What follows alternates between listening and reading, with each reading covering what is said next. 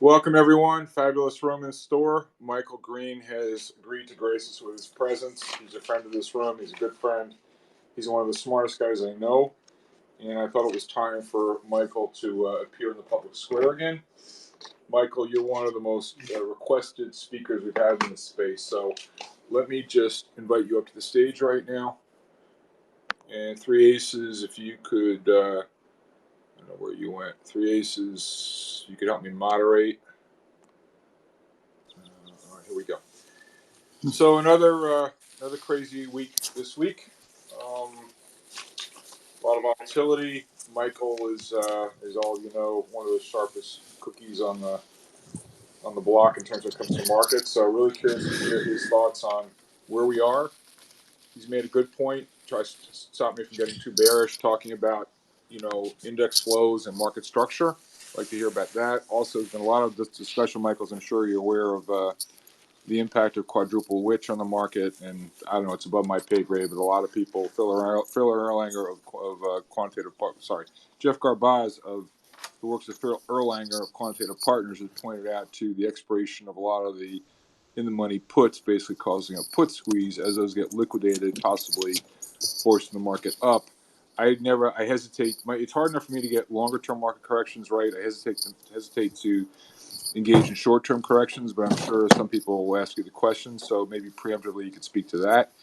I'd also remind everyone, bigger picture, as John Roque has pointed out repeatedly, even bear markets are tough. They're not the opposite of bull markets. It's not uncommon to get vicious counter-trend rallies. John has pointed out, we've tweeted it out, that in the 2002 bear market, when NASDAQ fell by 80%, 46% of the trading days the market was actually up. And I believe there were 10 counter trend rallies of over 15%, 15 counter trend rallies of over 10%.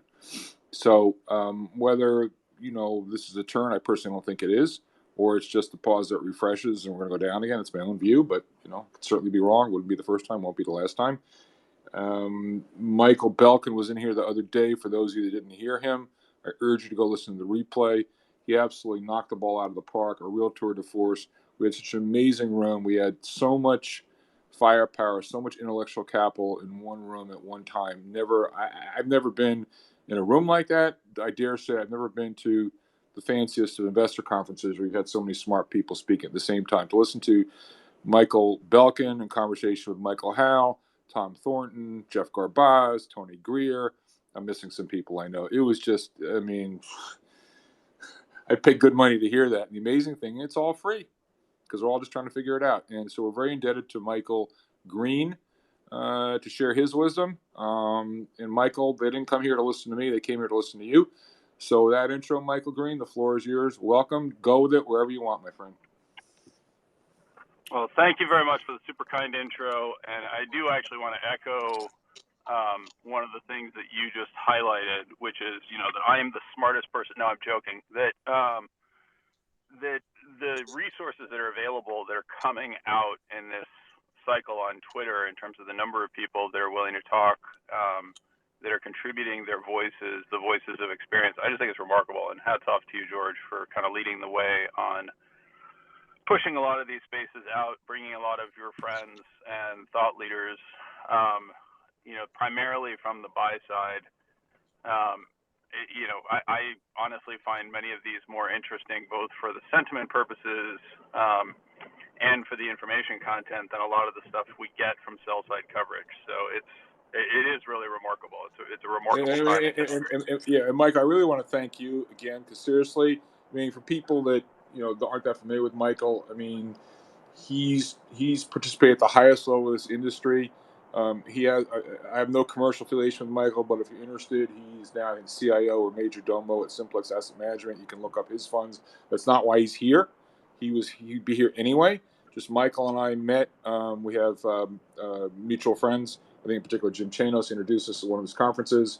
We just kind of share intellectual capital, and I think we want to help people. That's why we're here.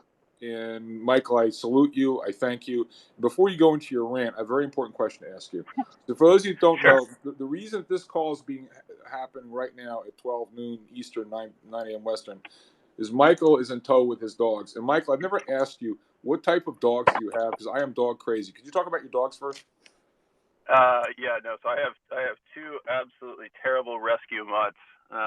One of which my wife came home with, and we decided we were only going to foster as we found a more permanent dog. And then, as is always the case, once you start fostering a dog, you can't get rid of that dog. And so we now have two dogs, both of which were supposed to be taken care of by my wife and children.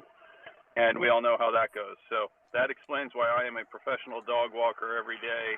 But it is one of the few things that actually really keeps me sane. Yeah, so Michael, I have to interrupt you. So you literally are redefining the term, because Michael, you let in the Bay Area, if I'm not mistaken, but you literally are lending new definition to the term Hotel California. These dogs can check in, but they can't check out. Is that right?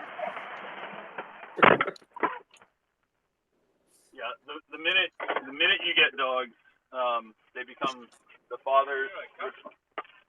You guys there? Yeah, we're here. Go ahead. We're here. Oh, sorry. Hold on 1 sec. I'm trying to switch headsets. Go for it. And Tommy Thornton, I'm going to get you up here as well. Hold on. Let's get some three aces. If you wouldn't mind co-host, I'm going to make you a co-host. I'm here, George. Yeah, I just sent you an invite to be. I just sent you an invite to be co-host three aces. So got it. Okay, good. All right. So we got Tommy Thornton up here, and if my friend Alan Levinson would come up here, that would be great. I'm inviting him to speak. He's the smartest guy in this room who you've never heard from. So, Alan, I know you've been kind of hiding, but if you'd be willing to say a couple words, that'd be awesome. So, Michael, are you back? You got your headset all set? I don't know where he went. So while we're waiting for him, three aces. You know Michael. You're a fan of Michael's three aces? Absolutely. We're good buddies. One of the smartest minds on the planet with you, and Tommy's another brilliant mind.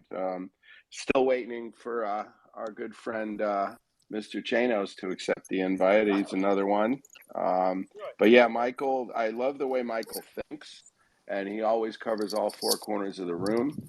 He's a tremendously thoughtful and well thought out strategic thinker, and he's always got very, very highly intelligent things to say. Excellent. All right. Hi, Michael. All right. Okay. So I'm officially back, and now that you guys have said all these wonderful things, let's just launch right into it.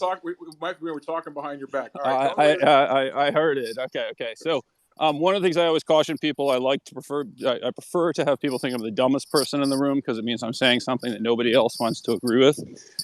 But unfortunately, I think there's a lot of fairly good thinking that you alluded to at the start. What happened this week, and I was shouting this out on Twitter, and as George, you pointed out, I've said don't get too bearish, because we just have not seen any meaningful interruption in the flows that really matter. That kind of baseline flow that's coming in from the Vanguard, BlackRocks, et cetera. People still have jobs. The money is going into the ETFs and the mutual funds. Target date funds are rich in terms of what they're receiving. And you could just smell it in the last week. The bears just pushed and pushed and pushed. And hedge funds got to, near their lowest invested positions post-global financial crisis. Bearish sentiment was absolutely extreme. And, one of the amazing things about what kicks off in this world where, give or take half the market is basically hodling, regardless of the actual underlying fundamental developments, when they try to change their positioning, the market just rips back in your face. And so you get rallies like we just saw. I do think that the option expiry played a role in it. I do think that once that momentum kicked in, you see everybody who has in the money puts suddenly forced to deal with the fact that not only are they underinvested because they saw it as so clear to be super bearish, but now their in the money puts are Delta 1 and moving against them, forcing them to give back any of the gains that they'd made in the sell-off. And so we just saw, this felt like a crazy amount of short covering. If you looked at any factor, it really didn't matter which one. You could look at the value factor, the short component of the value factor, where you're long, companies that would show up as undervalued in a systematic fashion, whether that's tied to book value or that's tied to an income metric. The short factor dramatically outperformed. Same thing was true in momentum, right? The short factor of momentum dramatically outperformed. If you went and looked at junky, unprofitable companies, and in particular, the names of investors that we all know and love to hate, people like Cathie Wood, they were just overshorted and completely illiquid in terms of the cover on the reverse. And you saw this in Chinese stocks, et cetera, right? It was just, there was no easy answer. And in the degrossing and the trying to monetize some of the puts, monetize shorts, et cetera, it was ripped back in everybody's face, exactly as I had been worried about. So I don't think there was any economic signal. I don't think that the comments coming out of the Fed can be construed as particularly hawkish or dovish in terms of their behavior. I've heard both arguments since. To me, the most interesting thing that happened with the Fed was that Jerome Powell told us that they are disregarding and insensitive to the risks of an economic slowdown. That's going to make it very hard to back away in the same way that it made it very hard to back away from the transitory inflation calls that people perceive as having gotten us to the point that we're at. So it seems like the Fed, like I would argue that the Fed baked into the cake at least the next 3 Fed hikes, possibly a 50 basis point in there, although I think that's low probability. And that's going to happen in a manner very similar to the Trichet moments in 2008 and 2011. It's happening into a slowing economy where the long and variable lag of monetary policy, we don't know how it's going to hit. And we're already seeing a dramatic tightening of financial conditions, both on the income statement side for companies that are struggling with pricing power and starting to see some pushback against that, to the high yield markets where, until Boeing managed to get, I think a much more important catalyst, by the way, in the rally was Boeing managing to get off an investment grade issue at a reasonable price.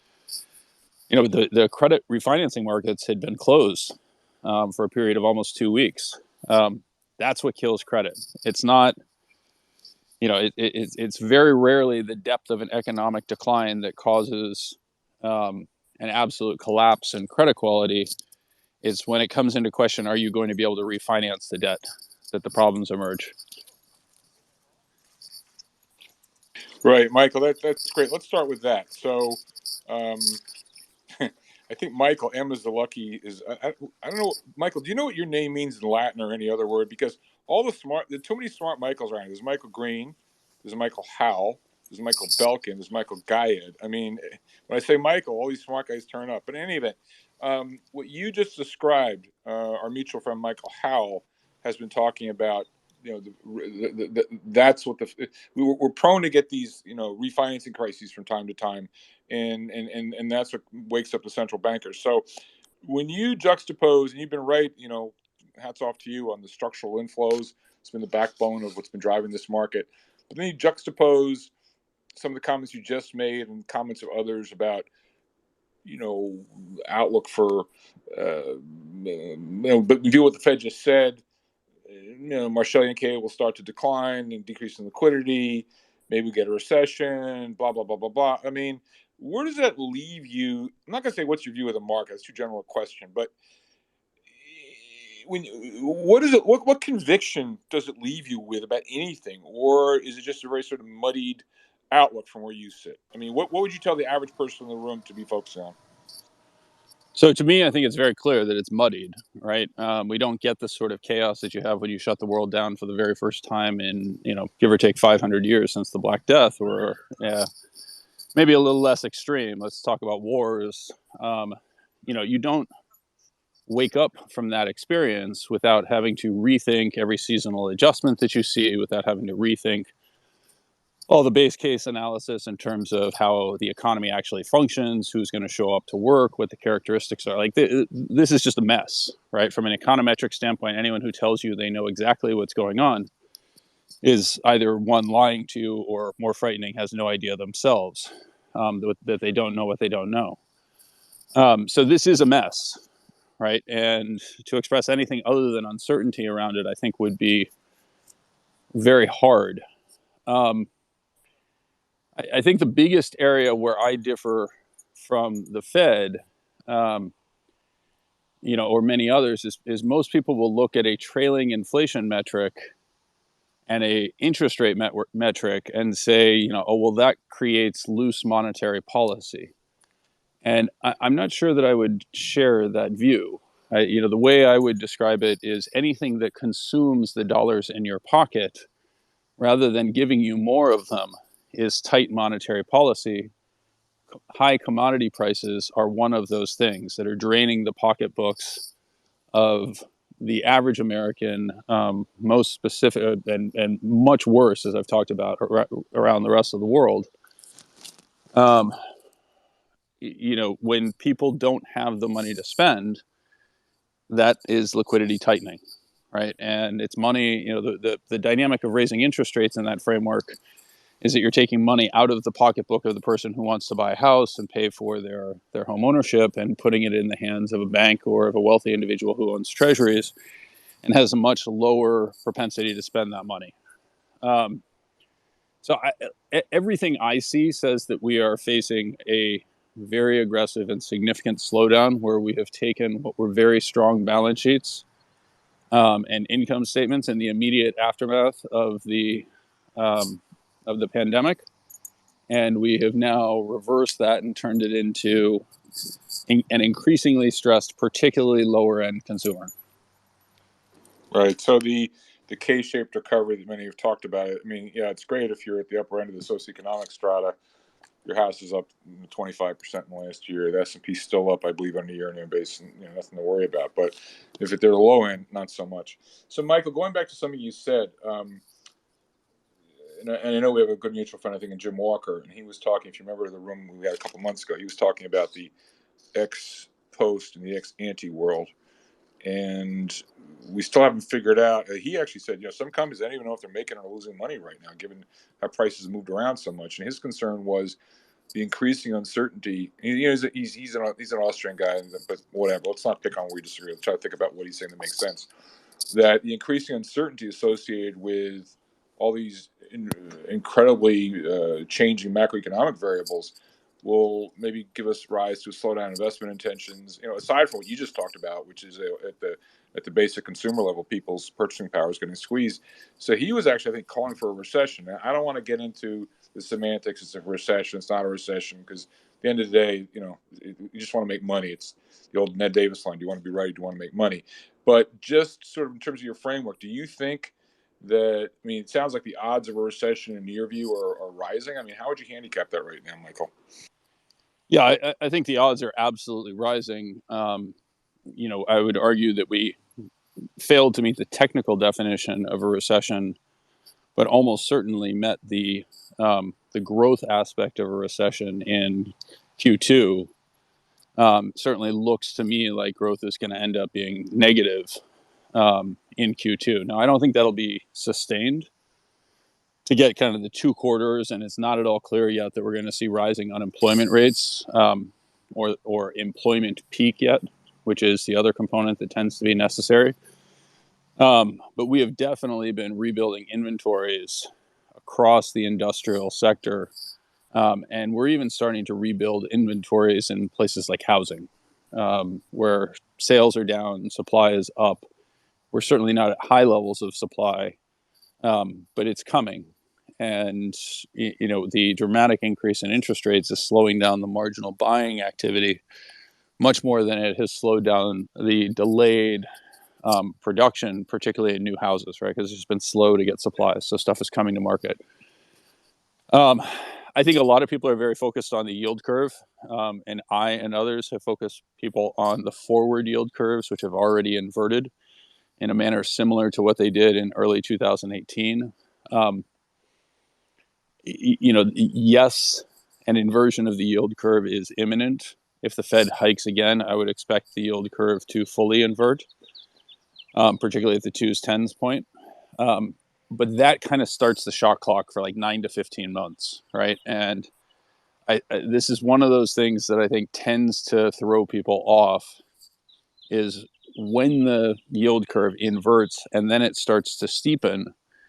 It's usually because the Fed has begun to back away from its policy choices and has begun to cut interest rates. That's part of the reason why I highlight it feels like Powell has baked in at least 3 before they pause to make any changes because they have poo-pooed the growth dynamic. So even if we continue to see evidence of slowing over the next couple of months, it doesn't feel like the Fed is going to reverse course. Therefore, it feels almost certain that we're going to get an inversion of the yield curve. And that kind of kicks off the starting gun. But when the Fed reacts, we all know what's going to happen. People are going to say, oh, here's our soft landing. The Fed is going to engineer it. Don't fight the Fed, do all these sorts of wonderful things. And that tends to be the October 2007 sort of moment, right? Or the September 2000 type moment, or even, I would argue, the January, the kind of 2019 into January 2020 rally, where it was obvious the rest of the world was slowing, and it was perceived that the Fed was getting in front of it and working very hard to be stimulative, et cetera. So it just feels like that phase of it is coming, right? That it doesn't necessarily immediately translate to a bear market. And the last thing that I would point on that is the reason we all talk about recessions is it's really hard to get a significant bear market without a recession, right? For all the reasons that you've heard me talk about. People have jobs, people are contributing to their 401ks, that's money flowing into the stock market. It's just really hard to get that bear market without the recession. And so that's why we're all spending our time, flapping our gums on, are we going to have a recession or not? Yeah, Michael, could you just review for people, might be helpful, just for everyone in the room, how the variable lags between monetary policy and the economy, and that therefore, you mentioned 9 to 15 months, I've heard 12 to 18 months, what it doesn't really matter. And therefore, by dint of decisions that were made a year ago, what's going to happen in the next few months is kind of already baked in the cake. I mean, subject in terms of Fed policy. I mean, of course, we got oil shocks and wars and whatever, but the idea, I think there's just sort of a misguided notion or arrogance, hubris, naivete. That people have put undeserved faith in the monetary authorities, as if they're flying a Boeing 757 jetliner. You can just tweak it here, tweak it there, and we can micromanage the economy. But so two questions around that. A, that to what extent is what we're going to see the next few months already baked in the cake by dint of decisions that were made a long time ago? And B, what do you reckon the chances of a so-called soft landing? And people are looking for Goldilocks. They haven't found her yet. But you read the same stuff I do. Everyone's talking about the huge probability of a big policy error. So two questions: A, or what we're about to see already baked in the cake, and then B, what's the chance of a big policy error looking out for further on? Well, so first of all, I do think we've made a policy error. I think it's already too late. There are things that you can do, but the issue with monetary policy lags, this is described by Milton Friedman, is the dynamics of the changing water temperature on a shower, where the handle is 30 floors away from the water heater, right? You are changing the quantity. All a faucet is doing, a single handle faucet is doing, is changing the proportion of hot water and cold water that is being mixed. And as you open up the pipes for the hot water, it's allowing the water that is cooled in the pipes to be replaced by water that is coming directly from the water heater, and so the temperature slowly rises. The further away you are, the longer the lag is going to be, right? Well, monetary policy works exactly like that. It basically, you are lowering the cost of funds, you are reducing the relative attractiveness of various forms of secondary issues by raising their prices, and making more attractive the refinancing and issuance of new paper for borrowers. That just takes a long time, right? They cut interest rates. Everybody first, pauses and wonders, was there a signal there that suggests that the economy is much worse and therefore we should pause in the reissue of paper? That slowly gets resolved and the, issuance engine grinds through, and, you're 6 to 12, 9 months off into the future before anybody actually sees this, right? Just think about the process of applying for a mortgage refinancing. It's slow. It takes time. And the reverse happens when expectations for rate tightening begin to occur. Most people focus on things like the 10 or the 30 because they're very focused on the housing sector. I would direct people, if you're thinking about the corporate sector, you should really be paying attention to 5-year rates, and even 2-year rates, because those basically tell you the cost of refinancing for most of the shorter term borrowers who need to refinance on a continuous basis. And in that space, we've really seen some pretty significant increases in the cost of financing. And as I put out a tweet the other day that highlighted this. Jim Walker actually commented on it. I think we're very much aligned on this. When the Fed talks about a neutral rate, they think of it as effectively the center of a distribution, right? Like what is the correct rate for the economy as an aggregate? And so the answer is it could be an incredibly high rate, and a firm like Microsoft or Amazon would theoretically still be able to find viable projects to invest in. And there are some firms out there, even with a 0% interest rate, that can't find anything to do other than refinance their debt. About 20% of the US corporations today are what we refer to as zombie companies, where 100% of their cash flow is going to the servicing of their debt. That means that they are completely subject to the whims of the market to refinance their debt. And effectively, coming off of a zero base, the marginal neutral rate for them is zero. And so now that the refinancing rate has risen above that, you're starting to see the tenor and duration of those loans shorten. They're moving towards refinancing, and many of these companies are already seeing their stock prices, their bonds, et cetera, get hit, not just from a credit quality standpoint, but reflecting the fact that as you get closer and closer to those refinancing deadlines, the maturity of those bonds, the odds grow higher and higher that they're going to have some form of a credit event. That, in equity shows up as much lower valuations because you're shortening the life of the asset. So Michael, let me interrupt you there, okay? So I agree with everything you just said. But then if you step back, and someone tweeted out the other day, I think I retweeted it because it appealed to my most deeply held prejudices, that easy money or more money, it's the problem, it's not the solution. So my question to you, my challenge to you would be, as we're both students of the Japanese equity market going back decades, when you get these zombie companies, the idea that we need to keep them afloat, I would actually argue that maybe we need to get on with a little Schumpeterian house cleaning, a little creative destruction. And you had this is just this dynamic, the over financialization of the economy, people buying back stock, yada yada yada. Like that's actually the problem. And so, might we be better off if we just let some of these zombie companies go and clean up the system? So I absolutely agree with you. And by the way, this is where I overlap with the Austrians and the Schumpeterians, who's actually an outgrowth of the same school of thought, right? We need to liberate those resources and free them up to be used more productively. There is, don't take this the wrong way, anyone who's a big investor in Macy's or JW Nordstrom's or Kohl's department stores, et cetera. I mean, these are the J.C. Penney's of tomorrow. They don't need to exist. And they're taking up a ton of commercial real estate, and they're taking up a ton of workers, et cetera, that nobody cares about anymore. And I'm just being very clear. I'm speaking from a macro sense. Maybe there is an overwhelming need for the physical presence of Kohl's department stores, but for the life of me, I can't figure out what it is. That's what a recession is to liberate and free up those resources. And you just heard the capitalist owning line that makes it sound very noble and wonderful. And it's also to create unemployment and unemployability, particularly for the older workers who will never have a job that good again and potentially lose everything in the process, which is the unfortunate side effect of it. And you have to be sympathetic and you have to be empathetic to that condition because it just sucks. That's what the Fed is trapped and struggling with. That's what the Japanese have been trapped and struggling with. When you enter into a corporatist regime where the benefits and safety net of our society is largely tied to your employment status, you can't afford to let those zombie companies fail.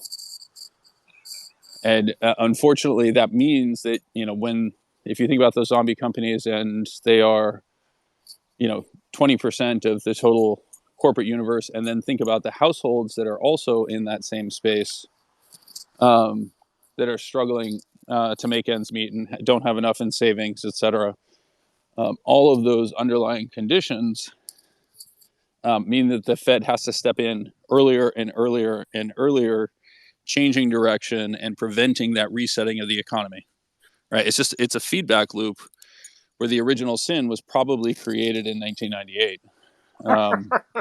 Helen Greenspan, please call your office. I mean, Yeah. Michael, but you put your finger on it. Isn't that the problem? Because we went down this road, and it's the old, never let a good crisis go to waste. I mean, they just never hesitate to come out in the runway with the foam, the hazmat suits, and just put money in the freaking system. We're like stuck in this ever-ending monetary debt dynamic. I mean, how do we get out of it? I'm not at all sure how we do, right? This is unfortunately where we sometimes, or you would expect me to use Austrian as a dirty word or anything else. Like, no, these are super valid points, right? The right time for the Austrians to be screaming their heads off was 1998 and saying, wait a second, you got to let these companies fail, right? We chose not to do that, and now we're even more trapped. And by the way, healthcare is even more expensive. Households are even more dependent upon their employment. The dynamics of your unemployment insurance are contingent on what your last job was. So if you have a decent job, you'll do everything you can to hold on to that job. A sizable fraction of our population is past the age of job retraining. Don't take this the wrong way, George, but if either you or I found ourselves unemployed, there is no possible scenario in which I can be repurposed into a plumber. It's just not going to happen. Michael, I'm not going to touch that one because I'll get shot if I come up with my next off-color remark. But Michael, let me ask you. I've spent the vast majority of my career wading through shit anyway. But my ability to fix somebody's bathroom is if you're relying on me, we're in. That truly Michael, is the end of civilization. Michael, I'm going to have that as I'm Jewish. I can say this about myself as a middle-aged 60s plus Jewish male, using tools like plumbing equipment and screwdrivers just doesn't work. So anyway, but seriously, getting back on point, Michael. So you were talking about the debt dynamic, but I would also say if you look at equity land, I had this conversation with Michael Howell the other day after our last room. When we talk about refinancing risks in debt markets. Well, if you look at the equity market, and you think about the refinancing risks, for instance, some of these cash flow negative unicorns, which came public at 30 times sales or whatever. Now they're down to like 15 times sales, but they're cash flow negative. I mean, imagine the Tiger Global portfolio, just to pick on someone. I mean, these things they have a problem. It's a cash flow problem. This is a sort of Rube Goldbergian perpetual money machine where you have to keep the dream alive to keep the money coming in. And the bid-ask spread between where the first growth guy wants to sell and the first value guy wants to buy, it's like we got a little bit of a discontinuous market here, if you know what I mean. So, and then you have that on the one side. And then on the other side, you have companies like Tesla where, say whatever you want, the grandiose promises, the, how shall we say, taking liberty with accounting conventions, et cetera, he gets away with it. And then monkey see, monkey do. The next thing you got, what's his name, Trevor Milton rolling a truck down the hill with Nikolai, pulling the same stunt. You have Lordstown Motors.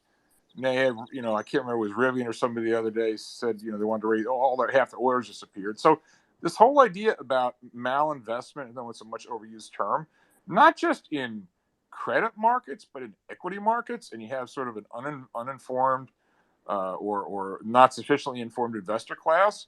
Again, it's original sin. We keep doing it, and the problem is the amount of capital that's being incinerated.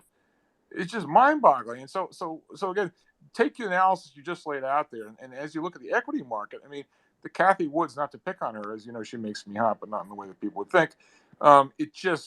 This is just malinvestment on just an outrageous, unprecedented extent. And so, other than the bubble just collapsing, I mean, surely it can't be, oh, we have to keep Tesla going up because now Tesla's X% of the S&P, and if the S&P goes down, the pension plans get bored. But I mean, it's absolutely insane. I don't know if I'm on a rant right now, but when Tommy Thornton and the others were talking the other day about the coming for the generals, the Apples, the Microsofts, the Teslas of the world. I mean, in what universe is Tesla thought to be a general? I mean, what has the world come to?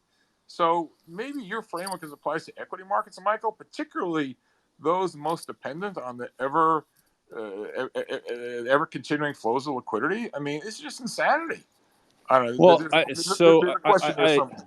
yeah, no, well, look, I think you're right, but I would just emphasize that the reason, if you're going to talk about a crisis, you don't want to talk about equity, you want to talk about credit. And the reason why is because credit is the one asset that has a change of control feature embedded in it. That's what its purpose is, right? It is, I'm going to forego most of the upside associated with this venture and let you manage it for the benefit of the equity holders. But if things start to go really wrong, I'm going to own the asset. And there's predatory, lending in that form, which we call lend to own. And there's, overly accommodative lending, which is, hey, it's over collateralized by shitty equity, right? I would suggest that we're in the transition period from the lend because you've got too much money framework, where for the most part, people don't care that much about losing that money, to the lend to own and change of control type features that tend to cause quite a bit more outrage. Equity you can always lose, right? I mean, there are people, of course, on an individual basis who will get themselves too wrapped up in equity, but very rarely does equity have significant leverage associated with it, et cetera. It can't really be used as collateral unless it's heavily over collateralized, right? So securities lending at 50%, et cetera. I think we're moving away from that model where it becomes, kind of like free capital and it allows you to easily speculate, to it's becoming, the conditions are tightening rapidly. And again, I would just point to an alternate read on things like what's happening in the commodities market. If you want to initiate a position in the nickel market or the oil markets today, they've raised the initial margin conditions. Where do you get that margin? Well, you got to sell something if you're fully levered, right? So, that's what's underway. We've got tightening going on all over the place. Got it. All right, Mike, I'm going to ask you one last question, then I want to open it up. So as you're a student of fund flows, particularly talking about ARC, I mean, and I don't mean this to be at Kathy, I mean it to be just sort of as a commentary on the speculative element of the investor class. The fact that in a 6 weeks period, and you'll correct me, I think there was something like $850 million came into our fund. I mean, these are things you don't see at bottoms. So maybe this is the most graphic illustration of what you're talking about. Don't count out the fund flows. And so from where I sit, is I'm glass half empty. Some would say 80% or 90% empty. For me, it's the lesson shall be presented until learned. She will not bottom until this stops. And you may say, George, I got bad news for you. You're right. The problem is this could go on, your worst nightmare. This could go on for quite a while. So could you could you comment about the flows into ARC specifically? And there was one aspect to it as well, and I was told not to worry about this. I asked someone the other day how much of those the shares outstanding possibly were the result of creating shares for people to borrow. And someone gave a good answer. They said, no, you should really look at the short interest. The short interest really haven't gone up that much. So could you just speak to the ARC flows in particular as it relates to that fund, but also more generally what it says about the speculative juices and the attitudes of the investor class and how it informs your outlook?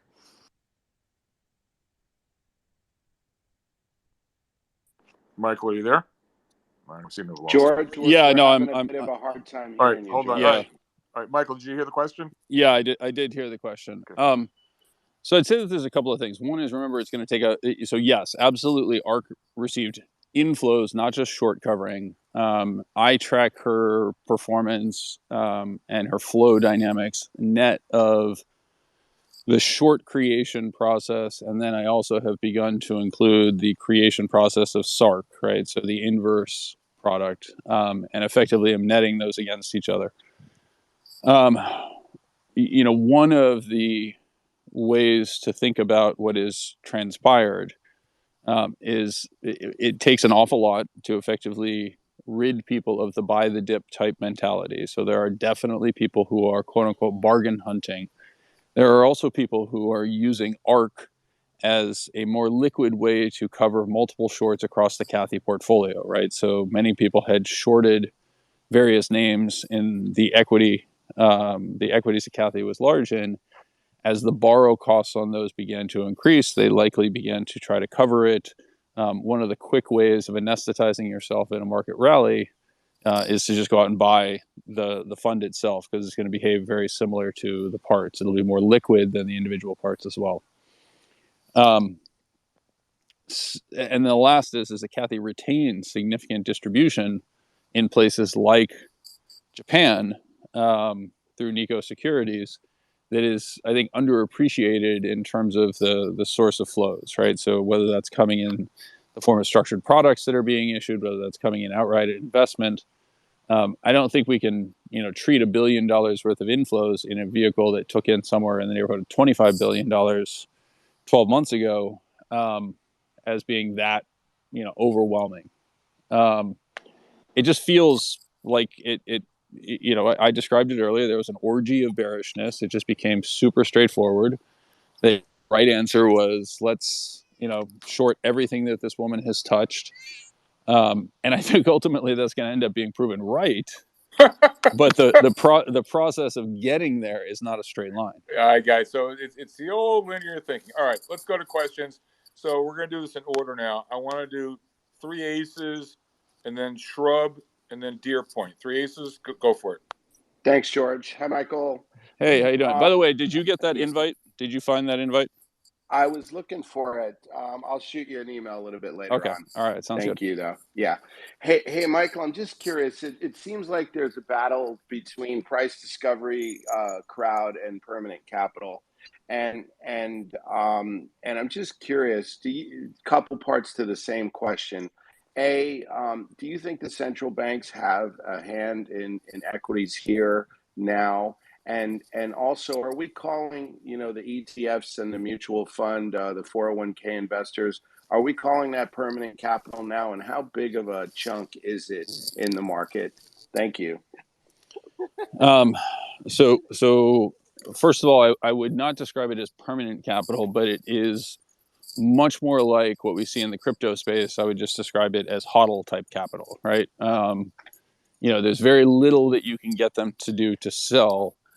It's different than permanent capital in that there's inflows, right? And that's the part that I always emphasize. The minute those flows stop, then the dominant players become overwhelmed by a significant move. Then those flows become overwhelmed by the active participants, right? A hedge fund manager deciding that they're going to raise cash, they're going to allocate to energy versus technology. That money moves far more frequently, and it moves effectively inside the market in a way that can only be measured by tracking positioning through various, banks, et cetera, right? The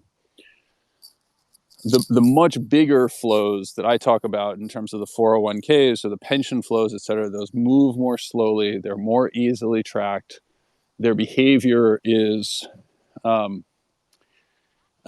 extremely price insensitive, and it tends to be momentum reinforcing. And so those are the areas that I would just argue that, like, the only difference that I brought to the table was in saying, hey, wait a second, those funds actually matter as well, because most people treat them as if they're. Hold on one sec. My dog is bothering a kid. So in terms of impact and scale, I continue to emphasize that the right way to think about the passive bid is like a tide or a current in a river, right? And then just imagine all the active players have to deal with that current, but are going to swim, right? And they're going to make active choices. If you watch their behavior, from like a satellite view sort of thing or a bird's eye view, you'll see the active market move across, but everything is continually being pushed in the direction of the current, right? And somebody trying to swim against the current is just going to exhaust themselves and eventually get killed, eventually drown or have to get out of the water. I just think that's the most useful analogy to think of it, right? This is the underlying current. It's momentum based. It absolutely does not hold cash. Prices go higher. It thinks that's indicative of better opportunities, not worse opportunities. And it's kind of everything that you think is crazy and silly and stupid is somewhat of a structural feature of the market. And every once in a while, you get somebody like a Kathy Wood who invests that way anyway, right? And effectively picks up additional flows. And if you're swimming forward or downstream, you're going to look like you're a really fast swimmer, but it's not you; it's the current. Brilliant, Michael. Thanks for that. All right. So now we have my good friend Shrub. Mike, I don't know if you know Shrub, but Shrub is really good on fund flows, and he's always really good at tweeting out the fund flows from the Merrill Lynch stuff every week. So, Shrub, good to see you. What's Hey, up, my man? George. Thank you so much. What's up, my man? Go for it. Thank you so much. Mike, thank you for this. Actually, I just really want to continue from where you left. So, year to date, we've had 180 billion inflows into equities, according to BAMO. Last year, same period, we had 347 billion. So obviously, even though we're in a technical bear market, we're still having serious inflows, 180 billion inflows. And even this week, US equity funds got 32 billion of inflows, which is actually extremely bullish inflows, which for me is actually bearish in the sense that people are piling in. But here's the important thing to your following the current example. Although we had an inflow last year, we had 350 billion inflows year to date, but credit had 82 billion inflows at the same time.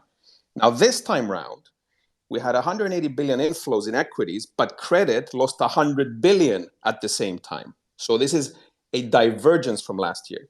And just this week, as an example, the 32 billion of inflows into equities saw at the same time the 10th week of outflows from credit of 15 billion.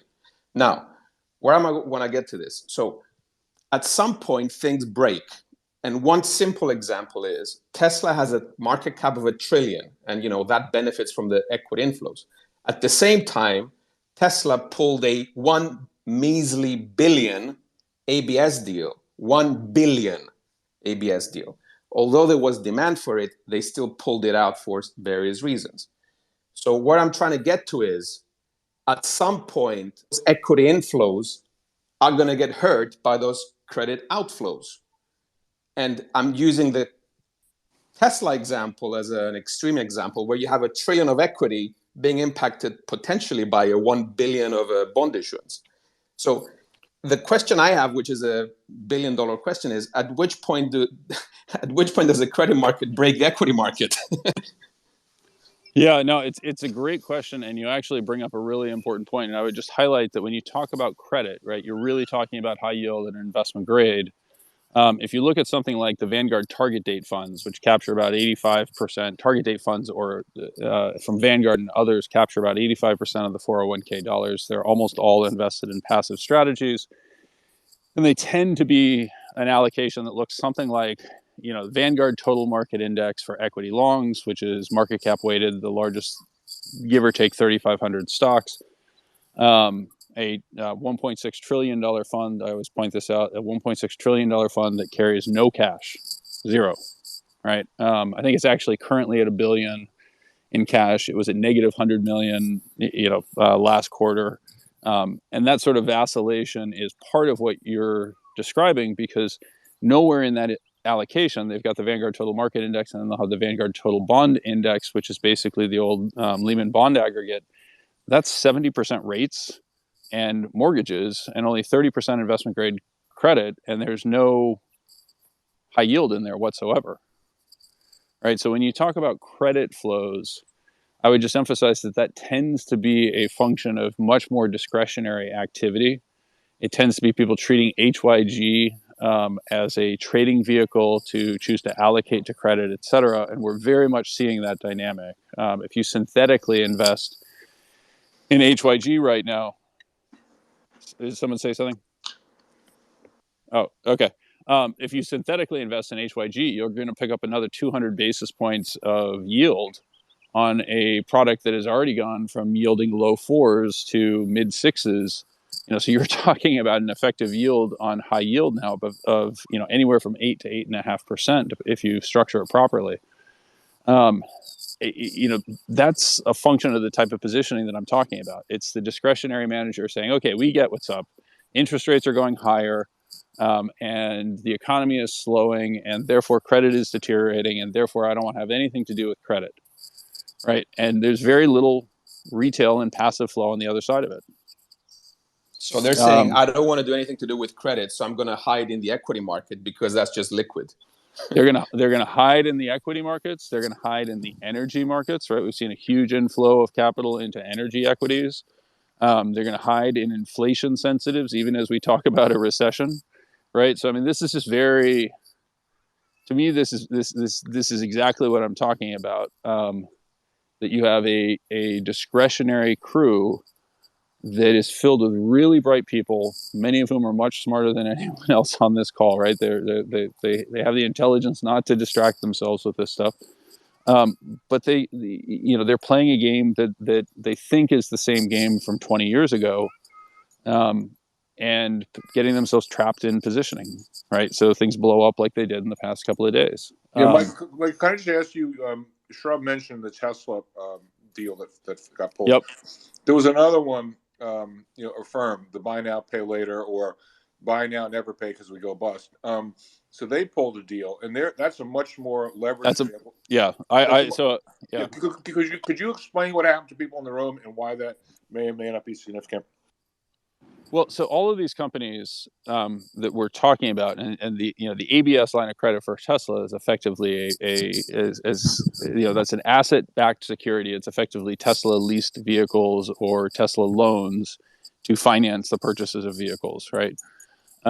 It just means it makes it harder for them to finance customer purchases. It makes it harder for them to lease out vehicles, et cetera, if they have to pull those lines of credit. But Tesla does have cash. They do have cash on the balance sheet. They could theoretically use it for that.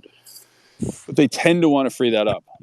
That's much less true for a lot of other types of consumer financing like you're referring to, right? So the lend-to-own business constantly requires you repackaging and selling off the loans that you've already made so that you can make the next batch of loans. And perversely, we often see this, that the next batch of loans includes a sizable fraction of Ponzi-like dynamics where you're refinancing the prior loans and showing that as significant cash flow, right? So it looks like a positive waterfall, but it's really just a refinancing scheme. That to me is like one of the most important things that's actually going on there. I would completely agree with that. I just think Tesla is the exception there. Does it really matter for Apple? Does it, like where everyone wants to focus is on like the super high end, the stuff that they think is, the largest companies. I'd be much more focused on the private debt markets. I'd be much more focused on the lower quality names, et cetera, that may not have the same eye-popping valuations, but you know what? When you go to zero, you lose 100% regardless. Hey, Michael, I just wanted a quick follow-up. Back in the corner of the room where we were talking about recession, hard landing, soft landing, and the price of equities, really falling apart potentially generally comes with the recession of some kind.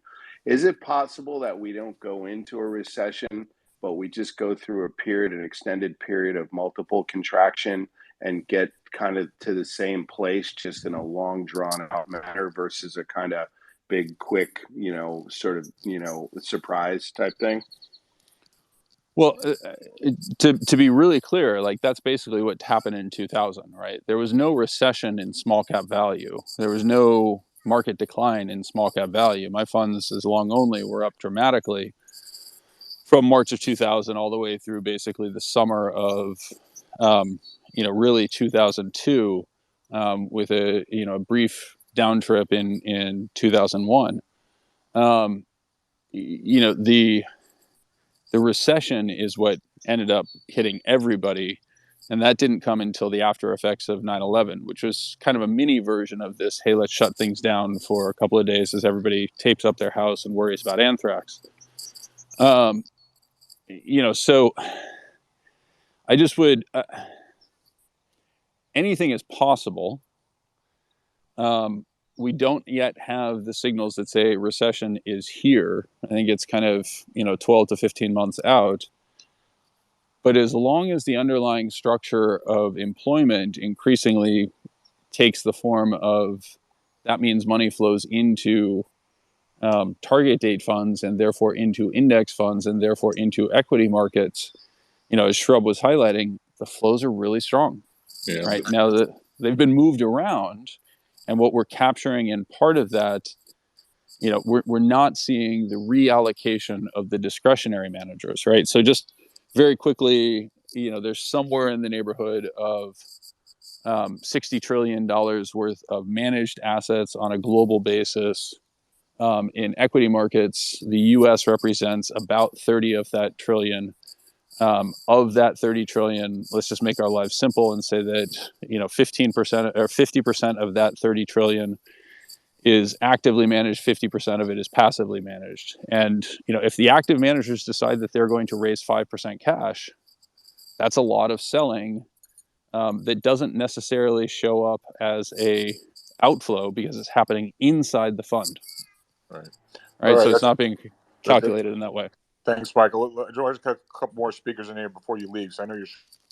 So I want to do Deer Point, Alan, Tommy Thornton, and Emma in that order. So Deer Point, the floor is yours. What's up, my friend? Hey, thank you, George. Hi, Michael. So, Michael, I think you kind of touched on it, and I was kind of in and out there for a second, but it was going back to, I guess you were touching on debt associated with, interest expense that, companies have taken on. But kind of what I wanted to ask is, if there is any, like, let's say, just complete further deterioration in corporate credit quality, what would be kind of the impact of that on, like, not just zombie companies, but even, let's say, companies that are we would consider to have relatively strong balance sheets. I mean, like, what would be kind of the effect on maybe, let's say, net profits? Well, I mean, that's just a really hard one, right? Because there are some scenarios in which you could perceive that as a positive and some in which you can perceive it as a negative. I would broadly say that, and George kind of alluded to this before, there's a lot of super high quality companies. Let's just use Amazon for an example with AWS, that derive a sizable fraction of their business from super low quality companies that are, instead of buying the servers and the infrastructure from Cisco that would have been purchased were this 1999 2000 as they set up a web related business, today is sitting in the form of spending on AWS or Azure or Google services offering, etc. So I just think there's an awful lot of that, right? And that's why I just emphasize the point that somewhere around 20% are zombie. If those start to fail, like, they're not just 20% by number, they're probably close to 20%, if not even more, by number of employees, and those employees spend, et cetera. So, like, there's just no way to escape the connected nature of an economy. An economy, by definition, is people doing favors for other people, right? And low quality people pay high quality people service fees all the time. So their income does deteriorate. It just doesn't deteriorate on a relative basis. Right. That's great. Thank you. Thanks for that, to your point. So Alan is next, and then Tommy Thornton, and then Emma. Alan, good to hear from you. What's up, my friend? Alan? Am I on now? We can hear you. Go for it, Alan.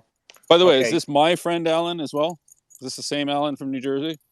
Or is this a different Alan? This is Alan from Las Vegas, formerly from New York City. I was from New different. York. Okay. All right. Well, we don't know each other then, but it's a pleasure to meet you. Same here. So about a year ago in February, a model that I look at and my own thesis of a bust cycle being imminent. And I felt very strongly about it, and I was short the market, and the market just kept going higher. And I kept looking for, doing due diligence, is like, why is this market going up? Why am I wrong? And the more due diligence I did, the more it reconfirmed my opinions.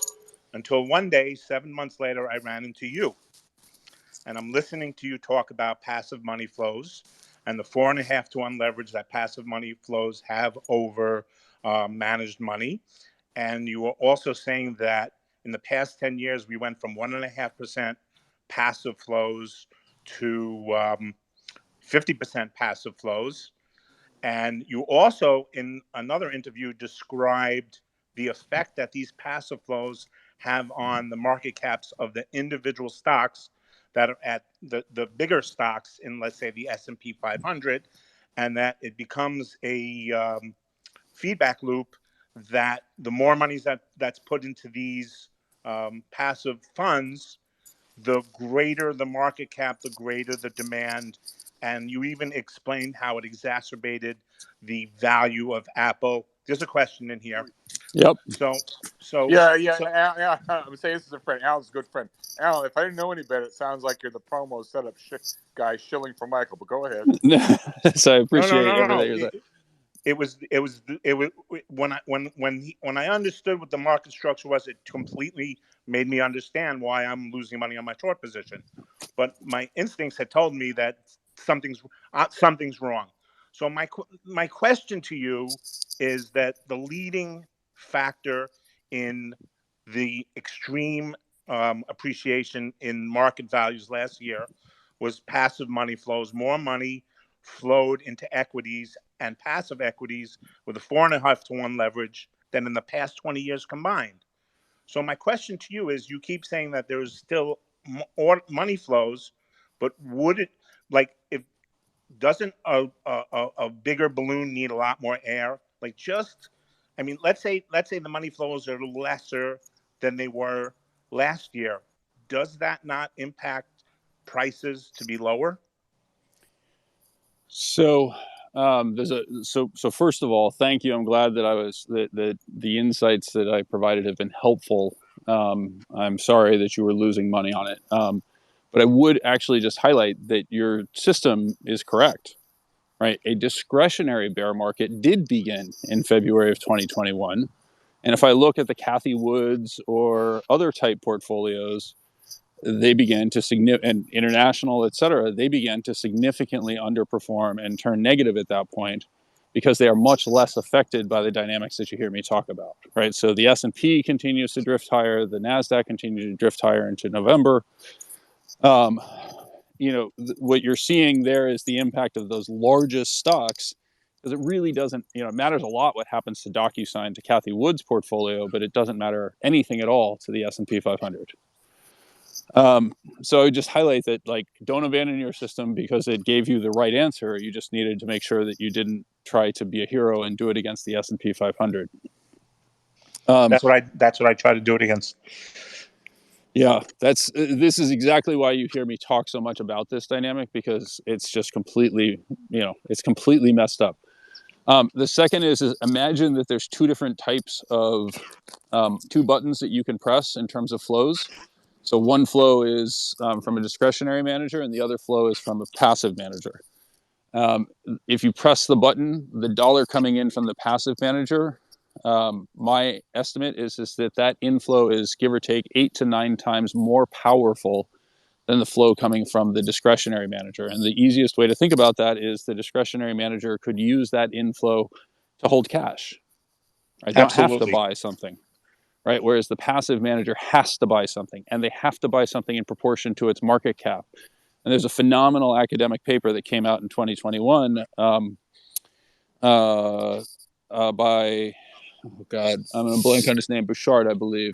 Yeah, Michael, if you can't remember the name, could you tweet it out later? I think everyone would like to see that. I've mentioned it 100 times, but so this is a rethinking of 2020 academic paper by Kshaped and Koijan called the inelastic market hypothesis. Bouchard does a microstructure analysis of that type of dynamic, and highlights that one of the key issues is that liquidity doesn't scale with market cap; it scales with volume and volatility. And so you actually end up getting these sort of perverse dynamics that we're talking about. We're continuing to see inflows in those much more powerful passive funds, right?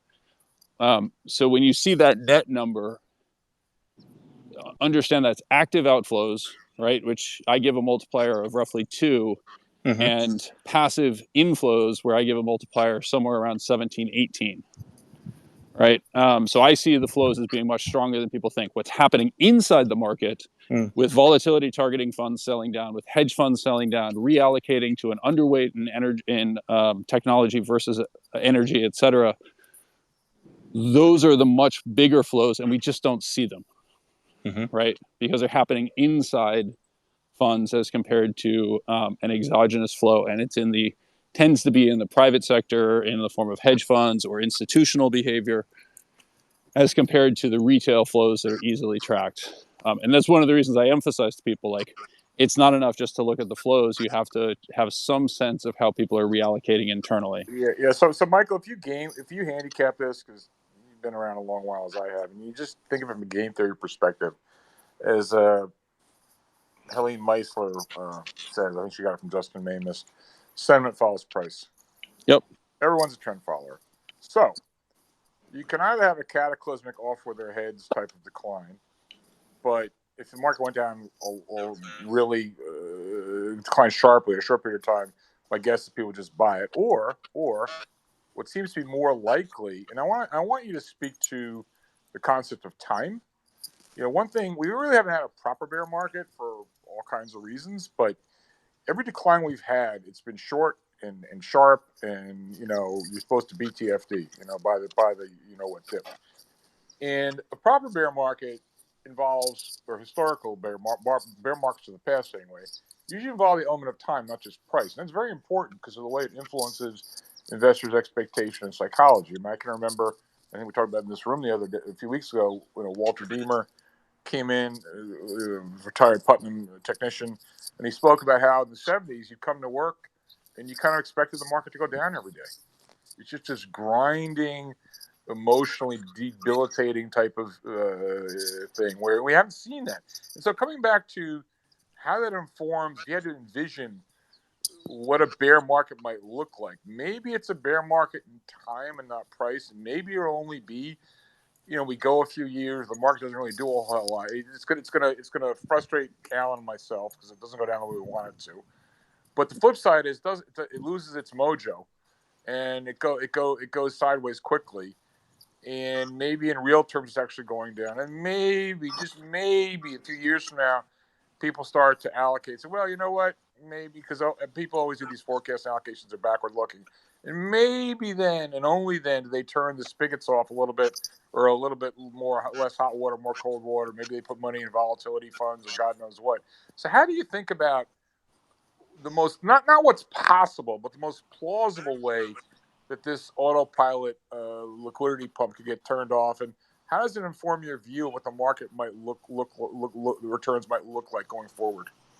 So I use that analogy. First of all, thank you for that, and I want to emphasize that you've asked me for a crystal ball, and nobody has one, right? So this is a hypothesis. You've heard me describe. Earlier I referred to kind of the bird's eye view or the satellite view of swimmers in a river that has a reasonably strong current, right? And if you're looking down, you're going to see some people look like they're really fast because they're swimming with the current. You're going to see some people who look like they're really slow because they're swimming against it. And some people who look like they're going diagonally because they're trying to swim to the side, right? What I think we just saw, and what I think you're seeing in the markets, is basically people swimming to the side. Right? They're like, oh, okay, we've got to figure it out. It's all about being long uranium and energy and inflationary names, and we need to get out of the long duration technology stuff because that clearly is stupid, and I can't believe we got fooled again, and we're going to a world where bits matter in material form, so atoms matter as compared to IP. Just visually look at what's happened in the market and imagine that swimming to the side with the current, and you get almost exactly what we've seen. The problem is once the discretionary managers have made those moves, the underlying structure is they get fired because their investors are older, their investors aren't trained to hodl in the same framework, and they're the weak hands in the game. And so that gets unwound going back the opposite direction as long as the underlying flows continue to be passive. And as long as those flows are positive, there's this positive drift type dynamic. that's what scares me, is that it feels like the pros have gotten themselves significantly offsides unless we have a recession, right? And it has to happen sooner rather than later, because those inflows that Shrub was referring to, if those are then met by hedge funds having to reallocate to Apple or reallocate to Microsoft, man, this thing could go crazy in the opposite direction. Michael, I think you hit the nail on the head. It just kind of it's funny listening to you talk, because I have running through my mind, scenarios comparing to the past, where instead of being like on a gold standard or whatever monetary standard, it's almost like we're on a NASDAQ standard. I mean, I bastardized a line from years ago. I can't remember which Fed chairman said it. It wasn't Arthur Burns. It was somebody. You'll probably know. And the line was something like, this is when you're in the great manufacturing era, going back 60 years ago or thereabouts. What's good for General Motors is good for the country. Yep. Now I like to say what's good for Goldman Sachs is good for the country. I.e., we've over-financialized the economy so well, to such a great extent, that it's almost like the whole system is set up to, again, back in the day, remember early in your career, we'd look at the money supply numbers or the inflation numbers, or the bond market vigilantes. Now it's almost like we're on a NASDAQ standard. I mean, how crazy is that thought? I don't think it's that crazy, because if you look at a significant fraction of the consumer lending, particularly at the high end, it's in the form of securities-based lending, right? It's Elon Musk using the collateral of his shares to obtain his spending money, right, by borrowing. There's a fantastic piece, and you may have heard me refer to this, and I apologize if it feels like it's coming out of the blue, but there's what's called a region of information sensitivity on debt. And you see this all the time. Anyone who's been a professional money manager and hung out with investment grade credit borrowers or lenders, right? So guys who are buying investment grade bonds, they don't really need to know anything about the company. They actually don't care, right? Because what they're doing is they're buying very over collateralized pieces of the capital structure. And you get this crazy mad scramble when things start to go wrong, where all of a sudden they're like, well, wait a second, what does this company do again? Like, how did this impact the company? I don't understand it, right? Michael, I have to interrupt you. You remind me, I'm sure you saw the clip. I'm sure everybody in this room saw the clip. You remind me of that fellow last fall. I think it's with Mike. Upstart. Yeah, Yeah. Upstart. But Mike, why don't you just tell the story for the room? It's one of the better ones. Yeah, I didn't see this live. I saw the replay of it. But, there was a guy who went on CNBC and was talking about all the stocks that he liked. And among them was this one called Upstart. And the host said, so what do they do? He's like, oh, what do they do? What's, I'm sorry, we've got a bad connection. I couldn't hear you. What did you say? To your point on the NASDAQ standard, right? That's almost what this is like. You are creating money by giving people an asset that they could then borrow against. And now you've started to take that away, right? So this is, again, the monetary tightness that's developing across various other markets. And with, a high fraction of the market down, 40, 50%, certainly high relative to other historic corrections of this magnitude, a lot of people have, had margin calls and had to come up with extra cash and everything else, right? Yeah. The other thing that I would just highlight is that there is, we don't often talk about it in these terms, but one of the characteristics of the 1999-2000 cycle was the incredible number of IPOs that were coming out. And when an IPO comes out and issues 5% of the shares, right, you don't actually need that much money to go in to create a large asset value. So, we issue at a $1 billion valuation. Let's return back to, the semi-realistic numbers of 1999-2000. I issue 5% of the shares. That means I only need to come up with $50 million in actual cash that gets raised to create a $1 billion asset. And against that $1 billion asset, I can then withdraw. Obviously, it depends on the lending terms, but I could withdraw up to $500 million of cash in the form of securities lending, right? So, The soft thing. SoftBank strategy that they do before they go public. Yeah. All That's right. So, yeah. exactly So yeah, whoever tossed that in. That's exactly yeah. correct. Okay. So hold on, guys. Hold on. With that, I was gonna just Emma. Hold 1 second. I was gonna say because I think we're getting to the end of that thread.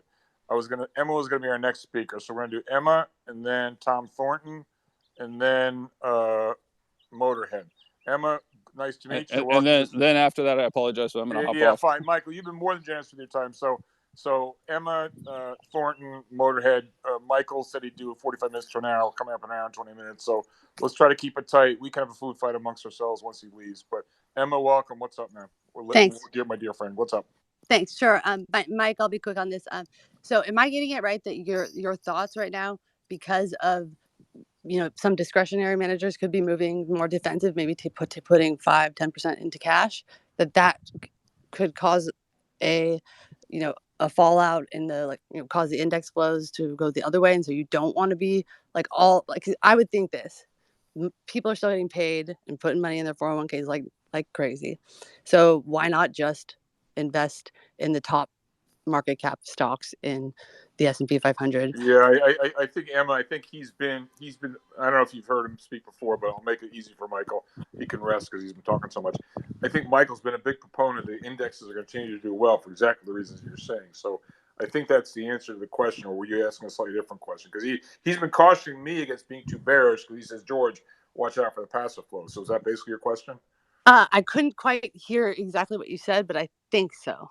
Yeah. Okay. So Michael, maybe you heard the question. Maybe you want to Yep. speak quickly. I did hear it, and actually I would flip that on its head, right? So like the underlying economic conditions make me extremely cautious, but the concern that I have is that everybody with discretion has gotten very bearish very fast. They have raised cash. They have reduced their gross exposures, meaning that they have covered both shorts and longs. And the problem is that those shares now sit in the hands of the equivalent of crypto's hodlers, the Vanguards and BlackRocks, right? They've transitioned to very strong hands that are not going to sell if prices move higher. And so, the risk to me is for exactly the reasons you said. People are still employed. They're still getting their paychecks. That money is flowing into target date funds. But the risks are actually this thing gets melted up, sending, again, exactly the wrong signal to the central bank, who says, oh, look how smart we were. We dismissed the potential growth concerns. The market is clearly rallying to reflect the fact that we got our forecast right. So Perfect. let's proceed to continue to tighten up. Gotcha. Right. Yeah, I agree with that, and I just want to make sure that I Yeah, no, you got. And by the way, one corollary to add to that, Michael, to think about. I find it really interesting, and Mike, maybe you want to speak to this. If you look at the action of the bond market, I mean, it's kind of interesting. Even before we had this sort of reprieve, I mean, the lowest the 10-year could get down was like 1.8 or something like that, and now I've gone to a new cycle high. In the world you're talking about, I mean, I think yields go up and to the right quite significantly. Thoughts? So I'm very mixed on that. I think what we're seeing, and this is kind of the stochastic dynamic, right? So this feels very much like the fourth quarter of 2018, where oil prices have continued to move significantly higher. There's a component of derivative squeezes that are associated with that in the same way that there are with the nickel market. People have gotten themselves very excited about the idea of rates moving dramatically higher. If you remember that discussion at that time, it was, if rates break 3%, then the bond bull market is over and it's off to the races. I would just broadly... Hold on 1 second.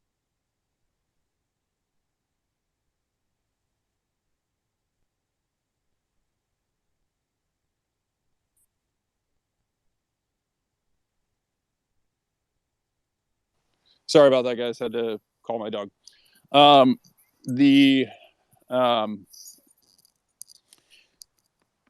Let's see. Where was I on that last comment? You were cautioning about the idea that rates bond. Oh, okay, yeah. So here's the core of the issue, right? If the Fed is going to hike interest rates, it is very hard for the belly, right? It's the 7 to 10 year sort of stuff, to not move higher on those hikes, right? Because the Fed is indicating that the non-arbitrage condition of effectively rates a year from now have to consider that we've moved down a binomial tree where the Fed has chosen to hike, right? So the optionality pushes it in that direction.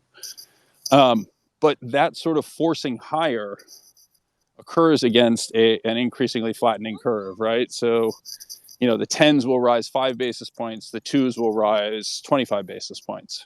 And that pushes you into the inversion and, the negative implications of everything that we've talked about. But I just don't see the scenario in which a sizable fraction of the economy can handle significantly higher risk-free rates. Right. Right. It's Yeah. I I get it. All right. You answer that. I'm trying to get you out of here because you've been too busy with your too generous with your time. Two last questions for you. I'm going to cut you off so you can get the next question. You can get out of here. We're going to do Motorhead and then Mr. Thornton. Motorhead, you got a question for Michael? Motorhead, are you there? Hello. All right, not there. Mr. Thornton, are you there, Tommy? Hey, how are you guys? Good to see you, Tommy. What's your question for Michael? Okay, Michael, every time I get a chance to listen to you, I just squeeze my head, get everything out of the sponge and just absorb everything you say. It's just fascinating and so concise, and thank you for your time. I really am very, very grateful. I just have a few things. I actually have three things, and you can answer if you want all of them or one of them. One, I think that you've been spot on, and I think the 2021 inflows, which I like to call future sellers, they just haven't been there yet. And I think that if we had made new lows, let's say under 4,000 SPX, and there was something real ugly, scary, and maybe a little longer prolonged downturn, because one of the things that the 2008 pullback actually lasted longer than people really wanted. And I mean, when I'm saying that is, it got into, we had the Lehman experience in September, and then the February and March puke really got maybe I could equate now those future sellers, those buyers, the big inflows. That's when they puked, and that was the final low. So I kind of think that we're at the stage where people haven't really given up. They're still in that let's hold things mode. And then the other thing, and you're much more qualified. You've talked a lot about zombie companies. We've seen a lot of debt since 2015. Be raised without covenants. We've had this covenant-free world, and I think that well, you could probably tell me better. That's created a much deeper problem because when you have covenants, you start, companies, they can't hide some of the problems. So I think it's going to be a lot deeper, and when things blow, they're going to blow quickly, and I don't think we're there yet. Then the last thing, and I don't think a lot of people really focused on this, but the yen weakened considerably this week, and Kuroda and the Bank of Japan were basically stepping out, I'd say brazenly, saying, "Hey, we're not following what other central banks are doing. We're not raising rates, and we're totally cool." Not those words. We're fine with letting the yen weaken, and that's in our best interest. So it just seemed like those three things to me are on my mind while I hear you, and I want to just pick your brain. And I will see you in 2 weeks at the Real Vision event in Del Mar.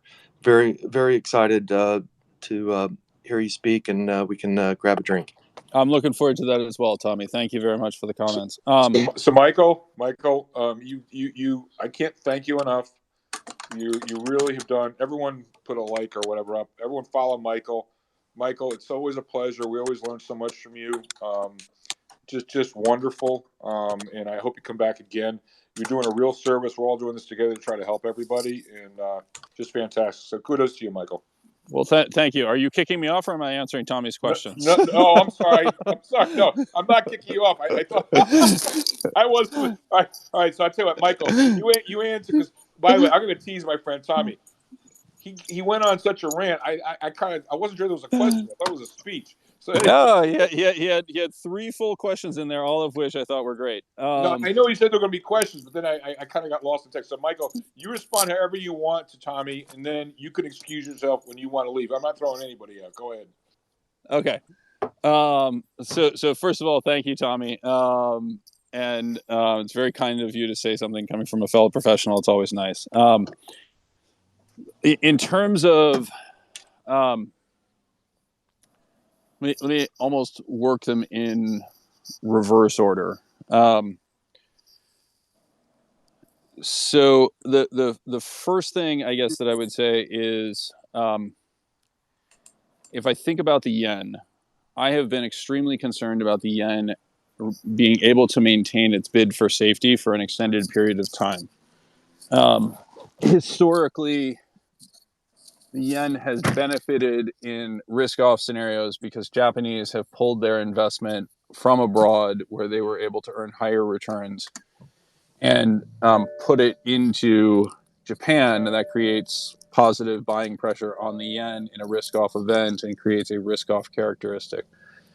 This time around, we saw the exact opposite, and I would broadly suggest that there's actually a much more fundamental deterioration around Japan, where it is very clear that both Japan and Germany are going to have to significantly ramp up their government expenditures, particularly in the form of military. Some of that will take the form of economic stimulus. Some of that will take the form of paying for diesel and paying for ships and paying for Korean shipbuilders to do stuff that they otherwise might not want to be doing. So I think there's a very real risk that the supply of yen on the global market is increasing, and at the same time, particularly because of various forms of support and also just the general aging of the population, the Japanese have more and deterioration of investment opportunities in China, where they had made the majority of them. Japan has less money to bring back, or that they are capable of bringing back, right? The money that is trapped in places like China, I think we're going to discover, is very similar to money that was invested in Russia, and you're never going to see it again. So I think there's a very real risk that the yen has lost its risk-off protection characteristics. Let's see. The second question, if I remember correctly, can you just remind me of it very quickly, Tommy? Just about the covenant-free. Oh, the covenant-free. Yes. Okay. So this ultimately, I first of all, I completely agree with you. I think this is one of the ways that you camouflage problems, and it actually speaks to the underlying dynamics of passive in a way that this is where I might overlap with people who are more critical of passive from a governance standpoint. Everybody focuses on the governance dynamics of, is Larry Fink and his crew going to suddenly start voting ESG? But that's actually far less important to me than the failure to exercise fiduciary governance in the form of passive vehicles being willing to buy covenant-light structures. And I think this is something that people really underappreciate. As fast as passive is growing in equity, with the exception of the recent flows, it has been growing even faster in fixed income. In part, that's because the fixed income space has been growing. And Vanguard does not care what the covenants are. Right? They do not care. And so if they do not care, if the largest marginal buyer does not care, guess what's going to happen to the quality of debt covenants? They're going to fall and disappear. And you're going to lose that change of control feature that I referred to earlier as being the unique characteristic of credit that makes it a very valuable component of the capital structure.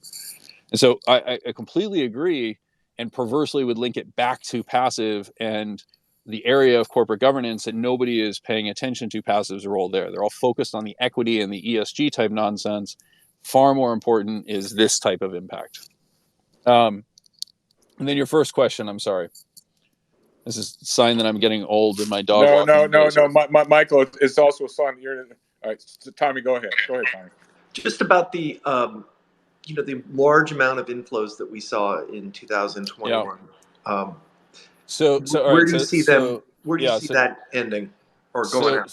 yeah, so this is one of the things also. Remember, I referred to the endogenous versus exogenous flows.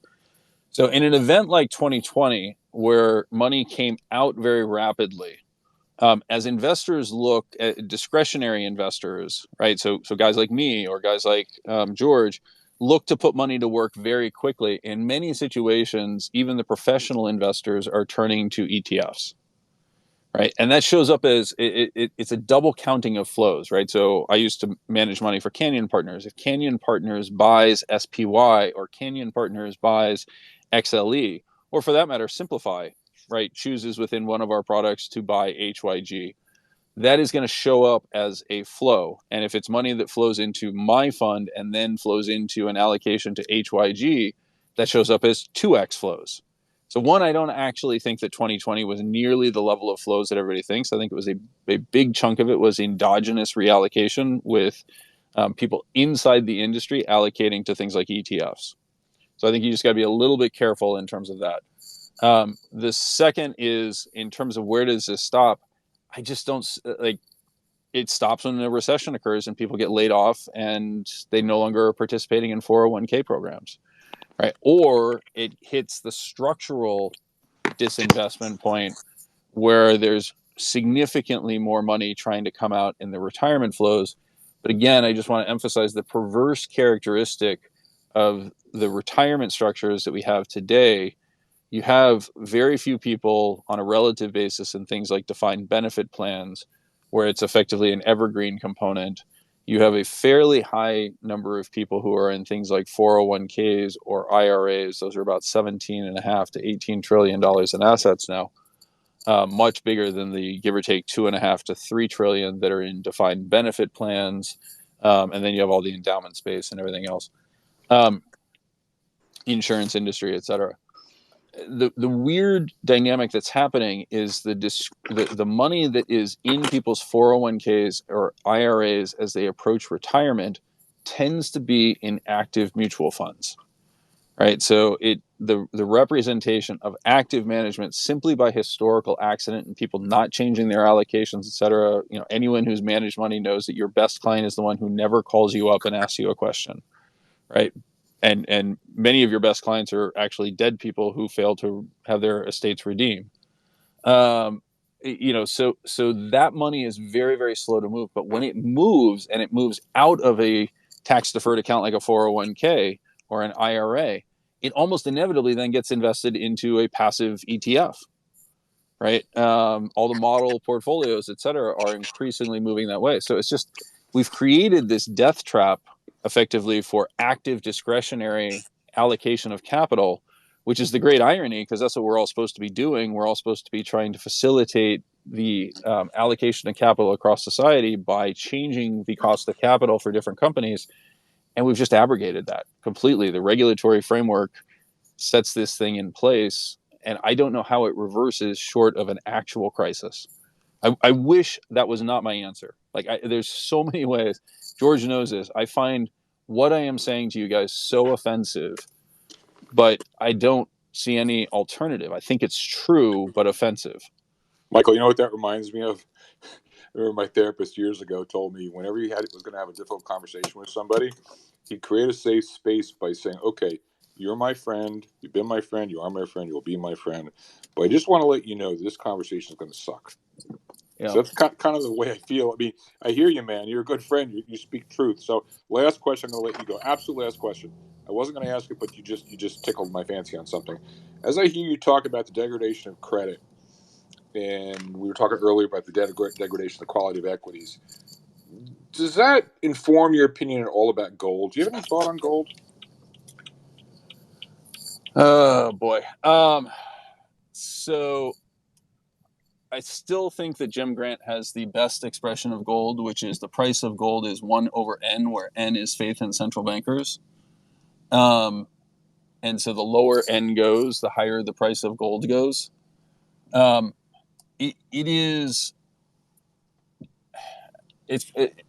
my analysis, it's probably the most deeply misunderstood asset that exists out there. And that has only been further complicated by the introduction of discussions around digital gold, et cetera, right? So I actually believe that gold is a barbarous relic, right? That the reason it worked, the reason we cared about it, was that it had the particular characteristics of an element on the periodic table that was non-toxic, durable, malleable enough that it could be used in primitive coinage, so that we could very quickly figure out what the denominations were. It's non-corrosive, so if you leave it sitting in a vault, it doesn't change due to oxidation, etc. All of those things made it uniquely suitable for historical coinage, and its price. I actually just did a Real Vision segment with Warren Mosler on this. Its price was actually set by the government's willingness to buy it at a fixed price. It wasn't that the value of gold supported the currency, it's that governments around the world agreed that they would accept it in lieu of their currency at a fixed price. And again, this is incredibly offensive to many people who, operate from the Austrian school and say that, gold has some unique attribute that makes it uniquely valuable because it's shiny or whatever. That's just another way of saying that it doesn't oxidize. Um, I do think that what is underway is a bifurcation of the global monetary system back towards a Bretton Woods type framework, um, where people have broadly misunderstood the Bretton Woods framework, right? It wasn't that it made the dollar the global reserve currency.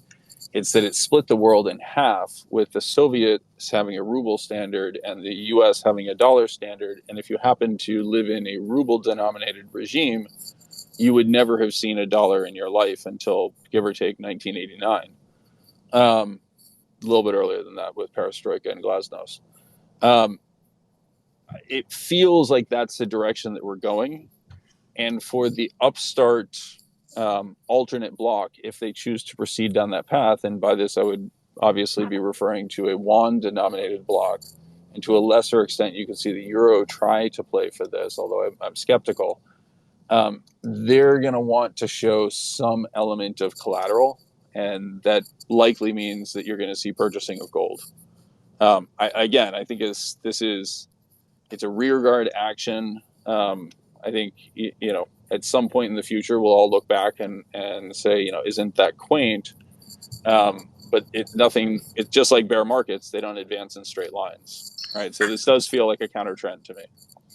Michael, now I'm not gonna throw you out. Are you excusing yourself now? Because I already committed a full apology. I'm going to drop down and listen for a little bit. I truly do enjoy listening, but I do have other things I got to get done. I got a big round of applause there for Michael. Thanks, no applause, but thank you. Awesome. I appreciate it, guys. Thank you. Okay, wow, just wow. I mean, we had Michael Belkin on the other day on Thursday, and now we get Michael Green. I mean, wow. People ask me why I do these rooms. I learn. So this is just awesome. And Michael Green's been just so generous with his time. I mean, just wow. And I thank all of you for making this happen, because if you weren't here, he wouldn't be here. So this is a great group effort. Let's move on. So we're going to do Andrew, followed by Kshaped. Andrew, good to see you. What's up, my friend?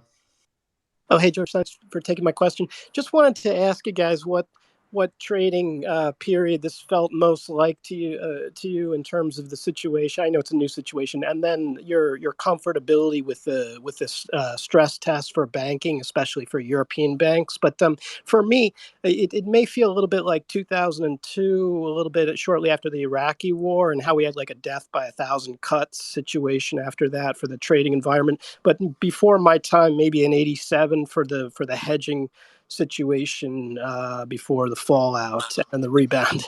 Just wanted to see what your take was on Yeah, I'm happy to take that. Happy to take that. But you know what? There are others in the room who also been at it a long time. So I'm going to defer to them if they want to take a shot at it. So, Alan, if you want to answer that, or Thomas, if you want to answer that. Otherwise, I'll answer it. Alan Levinson, do you want to take a shot at that? I don't know if Alan's listening. Tommy, do you want to take a shot at that?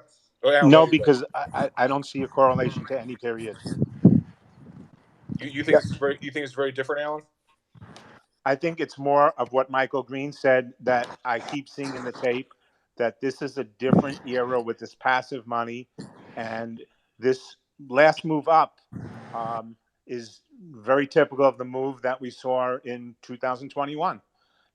You see no volume on the upside, because as he's saying, the discretionary fund manager has already sold, and it's going up, and there's no one who's selling into these rallies. So it's much like what Michael Green says. It kind of is discouraging because it makes me less confident in being short the stocks I'm short. Yeah, but Alan, a couple things. Doesn't that make you think that? I mean, to the extent I don't want to use the term right or wrong, is that's an arrogant thing for me to say. But to the extent that you're frustrated, the market doesn't go down more quickly, or I'm frustrated because of these index flows, and you may say, well, that's it's automated, it's not particularly form buying, it's price insensitive. Doesn't that suggest though that if and when that money decides to get out of Dodge, like look out below? Yes, but I want to ask one question to Thomas, if I may. It relates to this.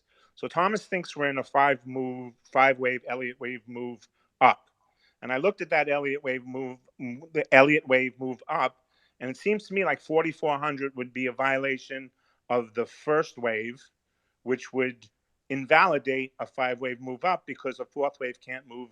Because right now we'd be in a third wave, and the fourth wave can't go into the space of a third wave. So that would make, if we breach 4,400 on the futures, that would make a five wave move up invalid. Is that correct or incorrect? Actually, I hate to say this, but no, incorrect. Okay. I okay. As much as people, they glossy-eyed, or people start talking about Elliott Wave.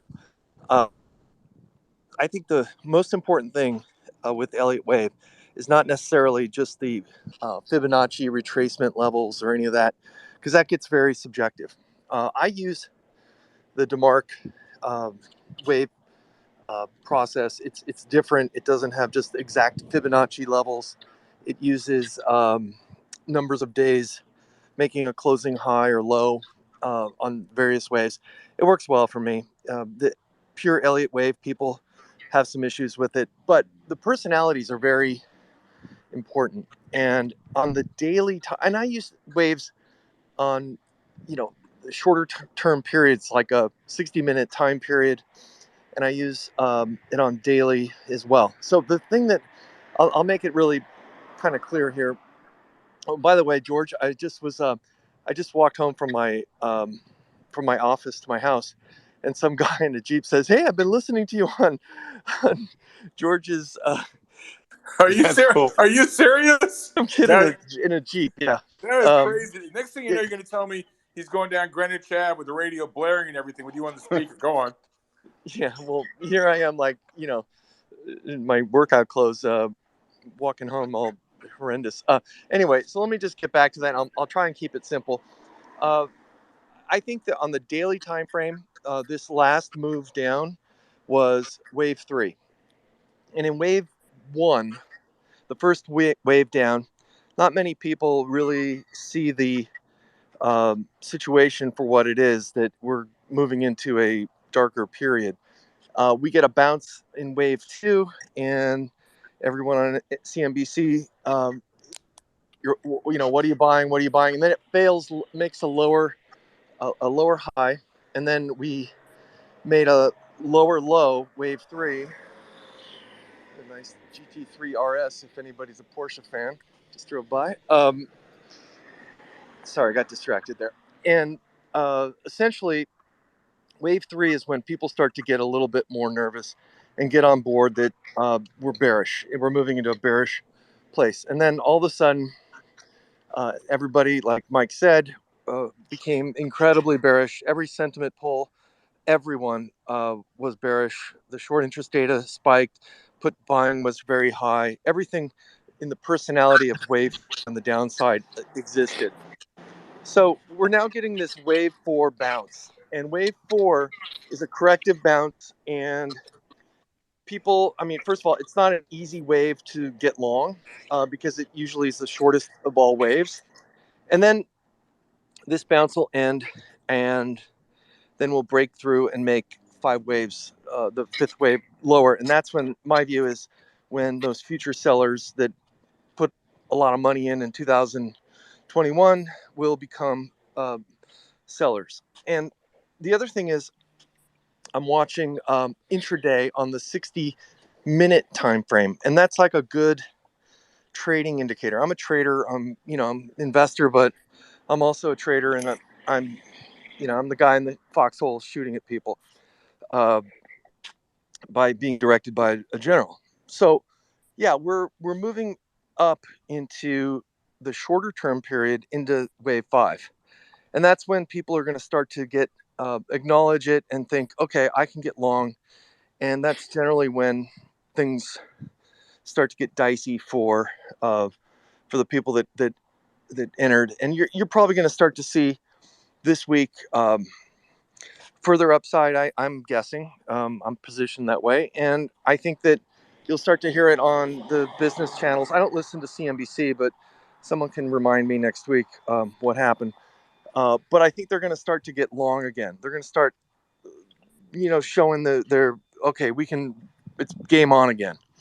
So I think that short term up, longer term, we're going to still see a lower low, and that's ahead. I don't know this wave 4 will stop, but I think it's locked in. And my target for wave 5, my target on wave 1 was 40.67, and I talked about it, for the last month or two on Spaces here with you, George. But 3,900 is my wave 5 price objective.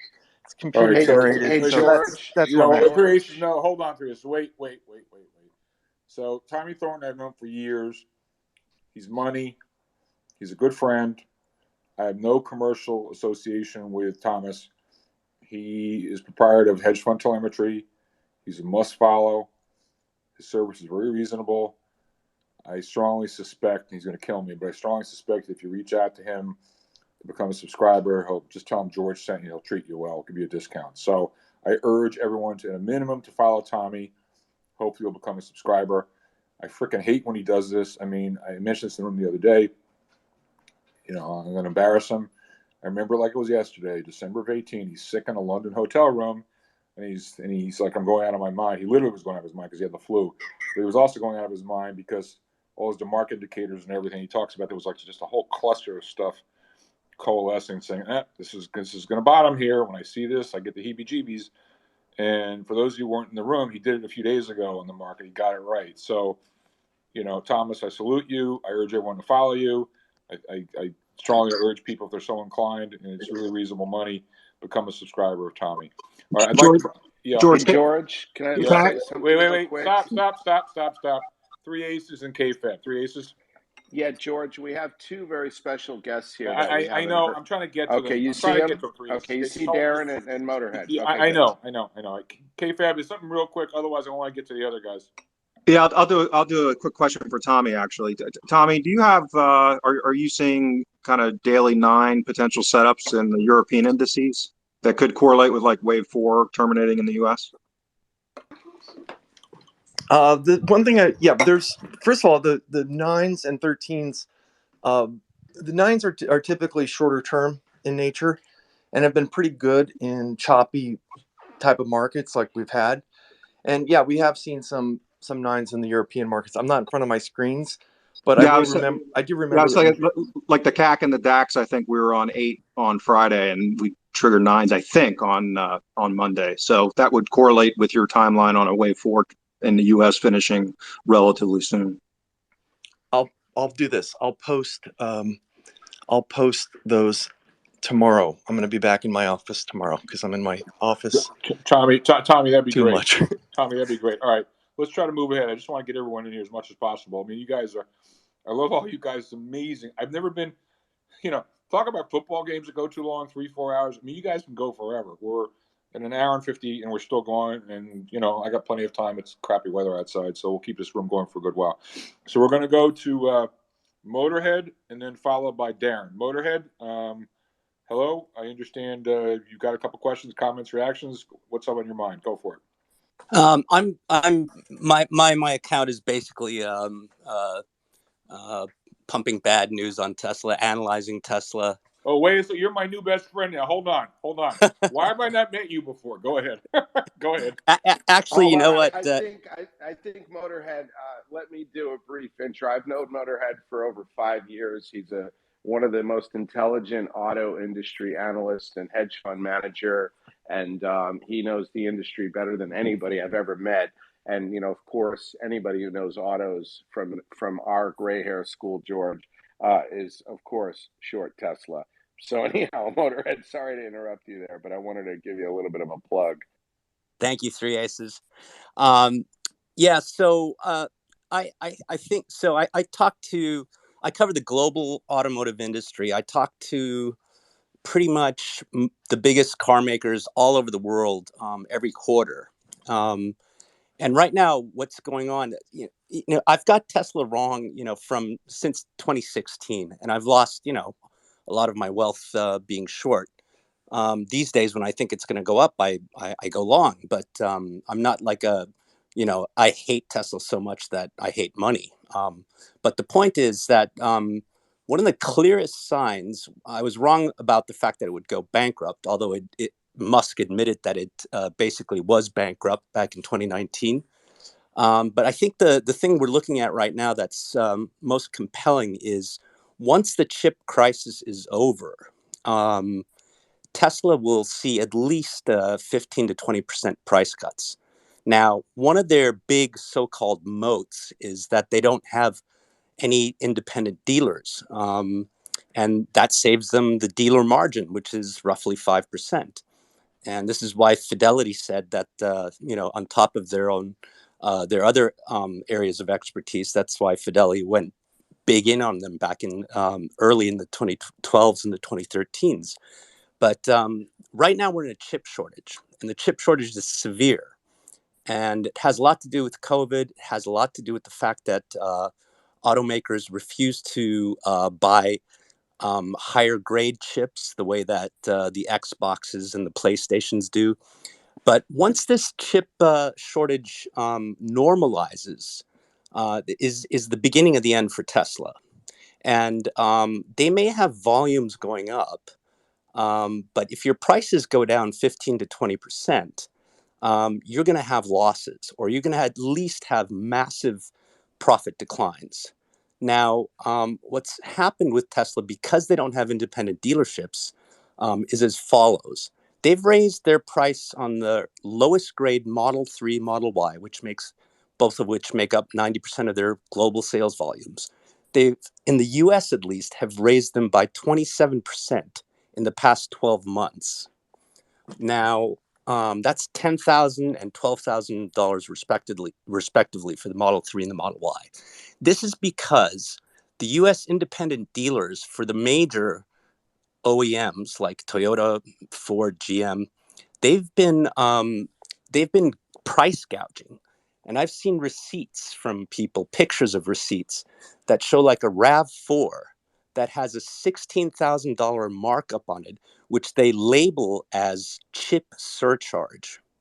So the car makers themselves aren't not necessarily benefiting from these price hikes. It's the dealers. But Tesla was able to follow these dealers and raise their direct sales price as much as the independent dealerships for the legacy automakers have been price gouging. So what happens is once this chip shortage normalizes, and the goalposts keep moving, unfortunately, once it normalizes and the car makers are able to have normal levels of inventory, which is about 60 days of sales, Tesla immediately has to drop its sales prices. Plus, you've got all these new EVs coming to the market. Now, we've been talking about, the competition is going to kill Tesla, and it hasn't yet. But we've got so many more models coming on, and a lot of models were held off in 2021 because there weren't enough chips. So once the chip supply normalizes, it's the end of Tesla. And this could, to give you an example of how cheap Tesla could get is, right now it's trading at a price to book value of about $25. And that would put it, I'm sorry, it's trading, it would, if it were to trade at a price to book value of 1 time or less, which is where the average automaker trades at, the fair value is about $25. And the stock is now at 900. So I just focus on Tesla because everybody thinks they're going to disrupt. Kathy Woods, says they're going to bankrupt the legacy car makers, and I just think it's a crock of shit. And anyway, I just wanted to add that to today's conversation, which has been excellent, by the way. Thanks, George. Thank you so much. You and I, by the way, I used to be an analyst once upon a time. I suspect I'm a little bit older than you, but I think it's a crock. I was a Fidelity analyst going back to Fidelity analyst going back to the early '80s under Peter Lynch. So I made the same investment error as you, although I didn't make any analytical error. What I like to point out to people is we all know that I learned this way back when. Peter Lynch always used to say that you tell me what a company's going to earn, and I'll tell you what the stock price is going to do. When you look at a long-term chart, there's usually a pretty good fit between the sales. Motorhead, could you mute your mic, please? Hey, George, we're catching every third word, George.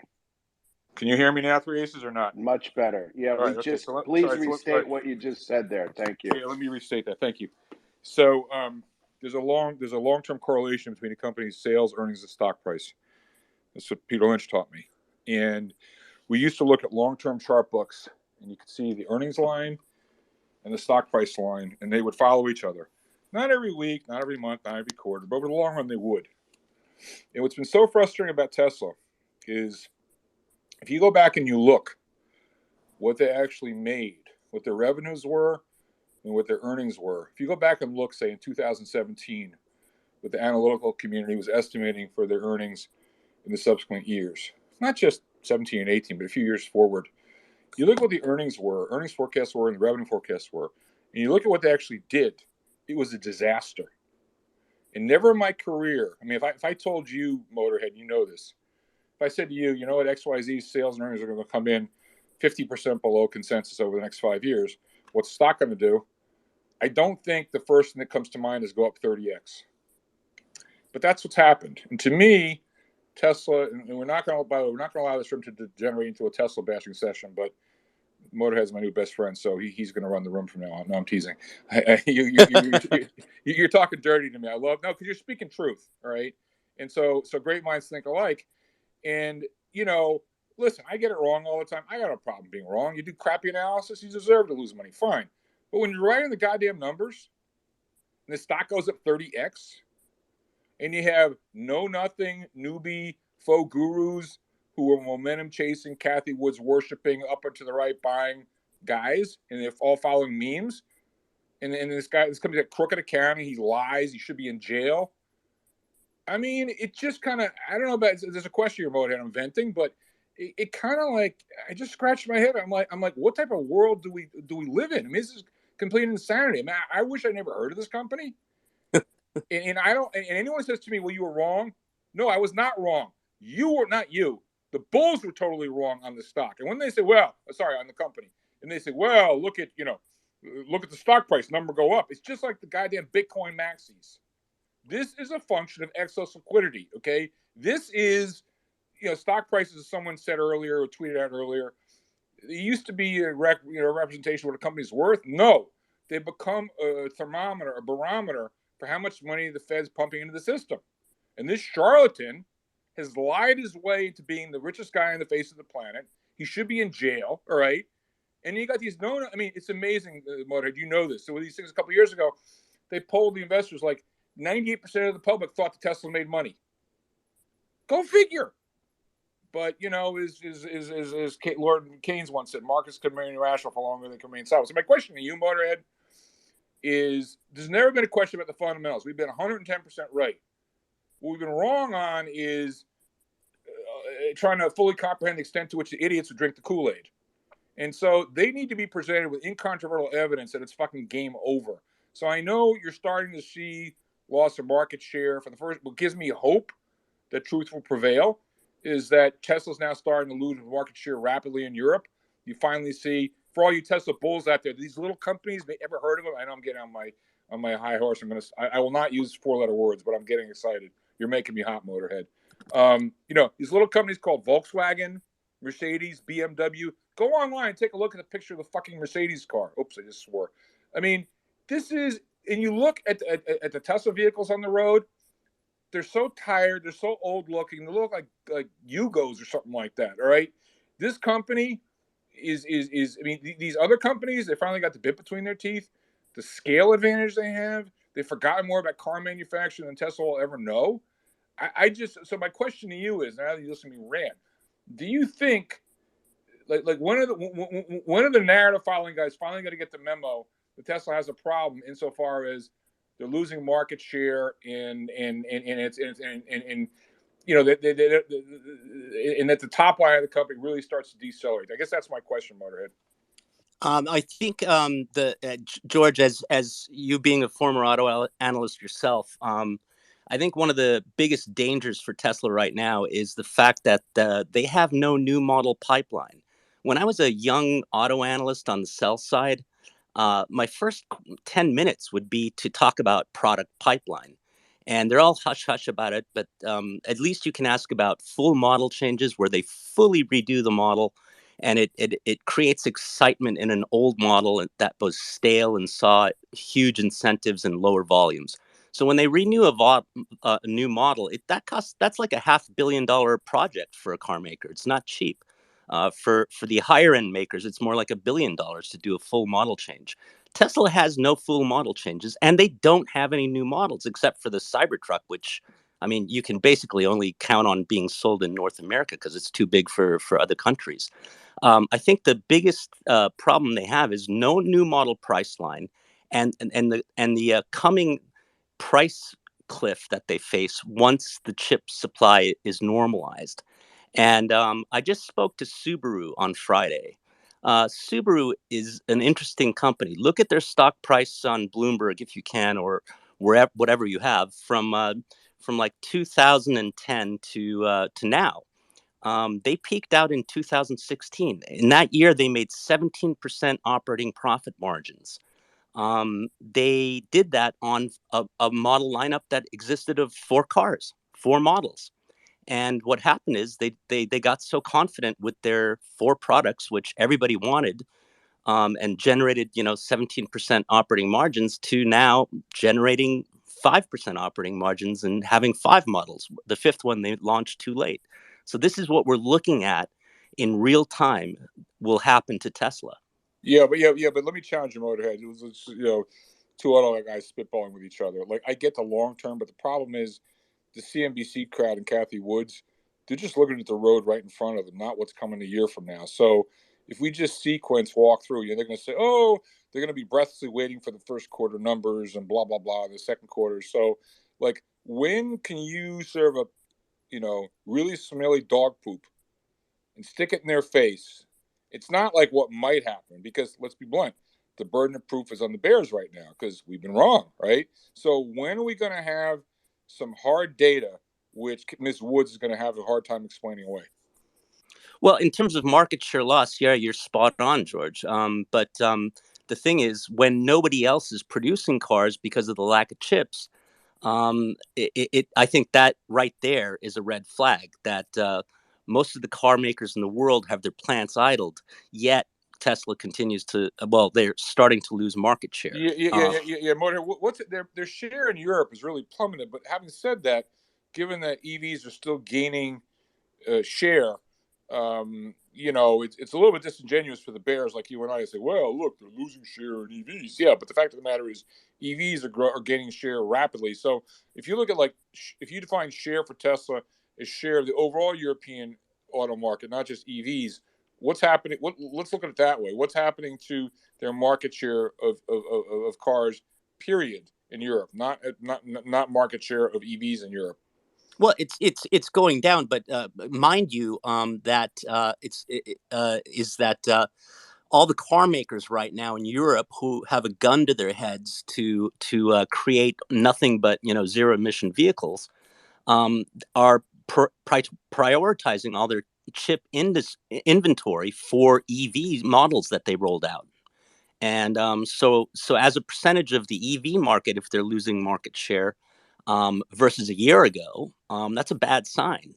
The gasoline engine cars are actually going down more because there's no incentive to get them out. Right, but what's happening? This is what I want to know. What's happening the last few months?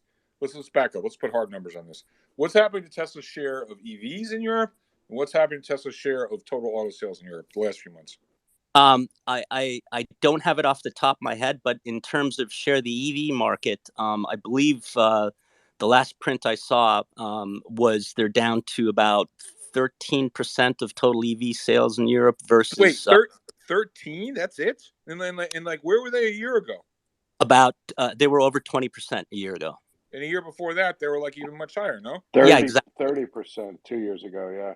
Okay, Yeah. and then speak to okay, and you're also saying that right now they're slapping a chip surcharge on their invoices. Is that what I heard you say correctly?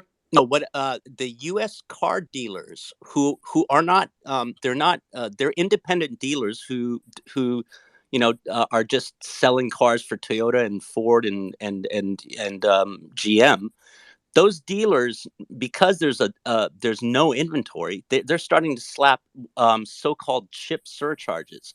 I saw a friend sent me a picture of a RAV4 that they were going to buy, and on the breakdown of costs or of the price, they had a $16,000 chip surcharge, quote unquote. You know, I get it. So the car dealers are making out like bandits, but I need more caffeine. Could you explain to us?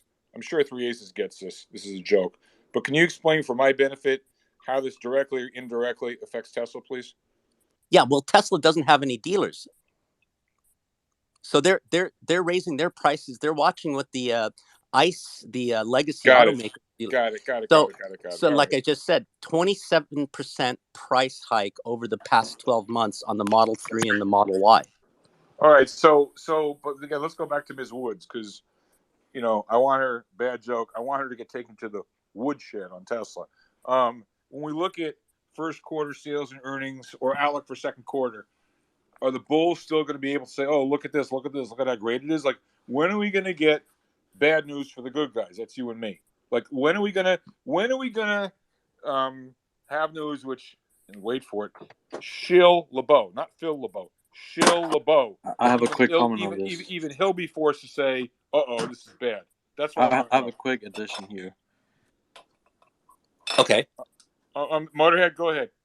Yeah, well, so I don't understand. I mean, so they made something like 14% operating margins last quarter in Q4, and that to me is just I mean, it's insane. It's almost as great as Subaru made, except they made cheaper cost gasoline engine cars. The point is, I really don't know when the numbers will get bad, but I'll tell you this much: at the moment. Everybody I talk to is having real serious problems with raw materials. Now, the ice makers I talk to, they're seeing engine part and engine materials go up a lot in price. But there's a lot of stuff that Tesla buys too, even though they make electric vehicles, that are going way up in price as well.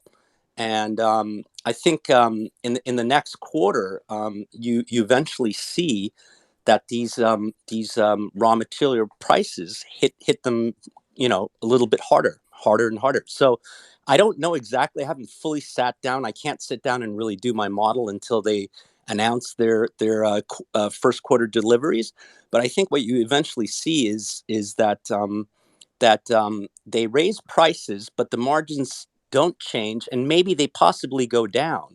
And one last thing about these price hikes, which is what's making their margins so high, there will come a point where the average consumer just can't afford it anymore. And so I think we're seeing price exhaustion in their product lineup. Right. Okay, that's helpful. All right, let's move on. I'm going to break up the order here a little bit. Hey, George. George, can I just ask a quick question? Hey, go for Brad, it. how are you?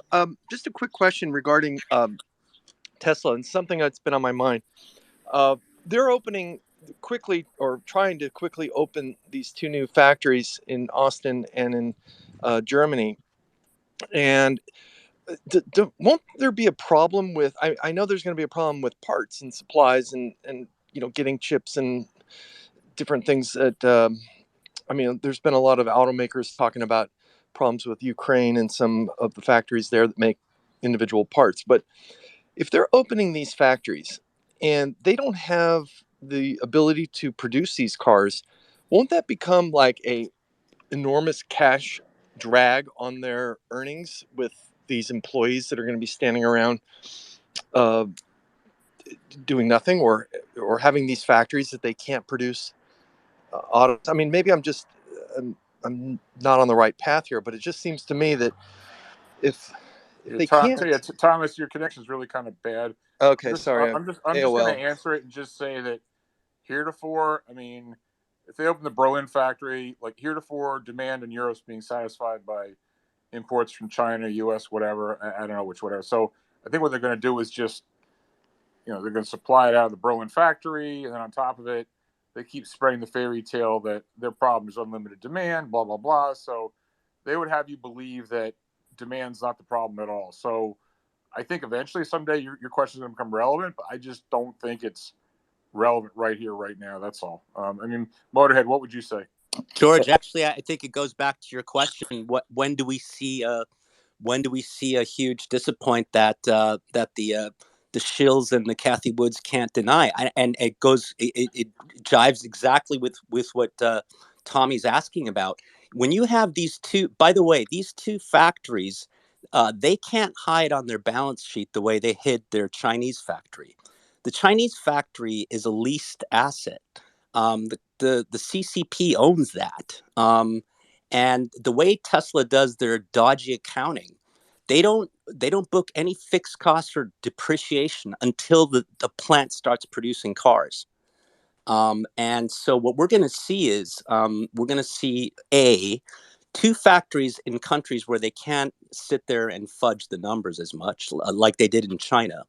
And B, they just ramped their prices up so much, and they're going to have like Hey, 2 times the supply, and so that's what's hey, going to happen. hey, Motorhead. If I have to comment on Tesla to get a word in, I will.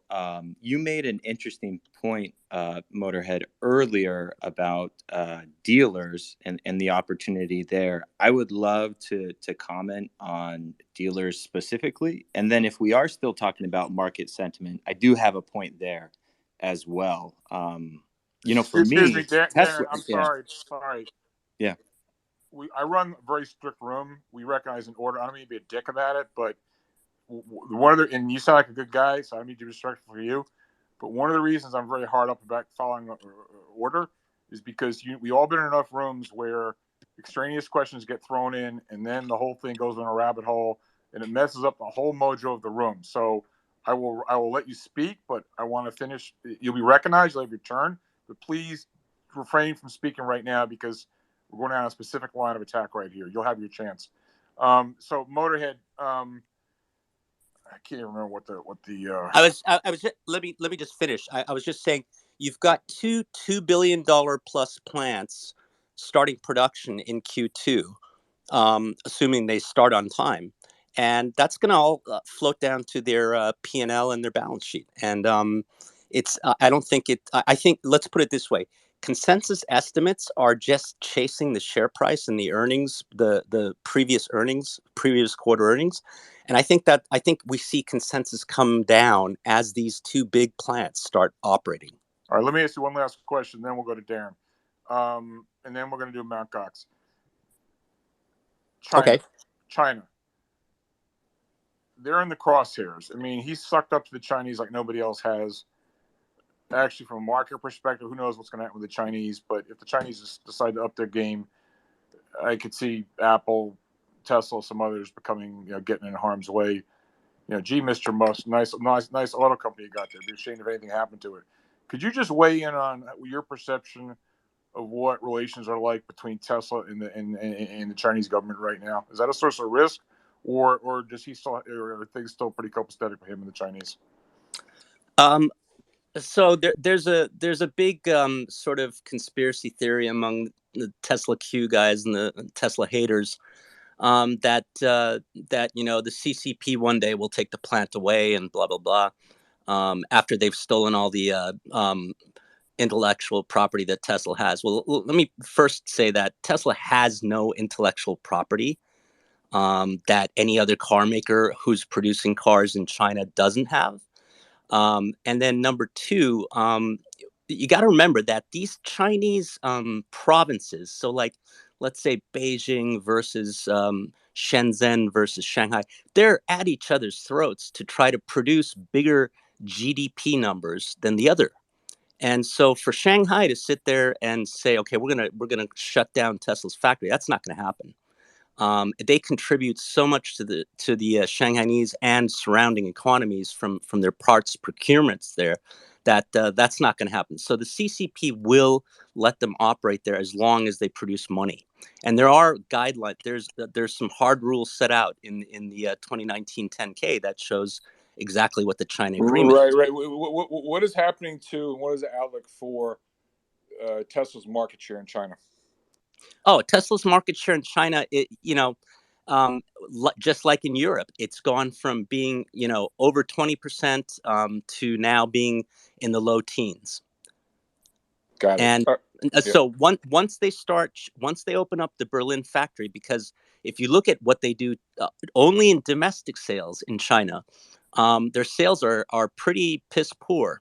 And they've saved themselves by exporting the excess capacity to Europe. So once the Berlin factory opens, I think the Chinese factory is in sort of a difficult problem. And just FYI, by December 12th, 2023, if they don't have about $13 billion in revenues, the CCP in their contract with Tesla, which is in Tesla's 10Q, they can take that factory away from them. Is that domestic revenue or including exports, Motorhead? That's 75 billion yuan. But in domestic sales or including? Sorry, three bases. Hold it. Motorhead, $13 billion.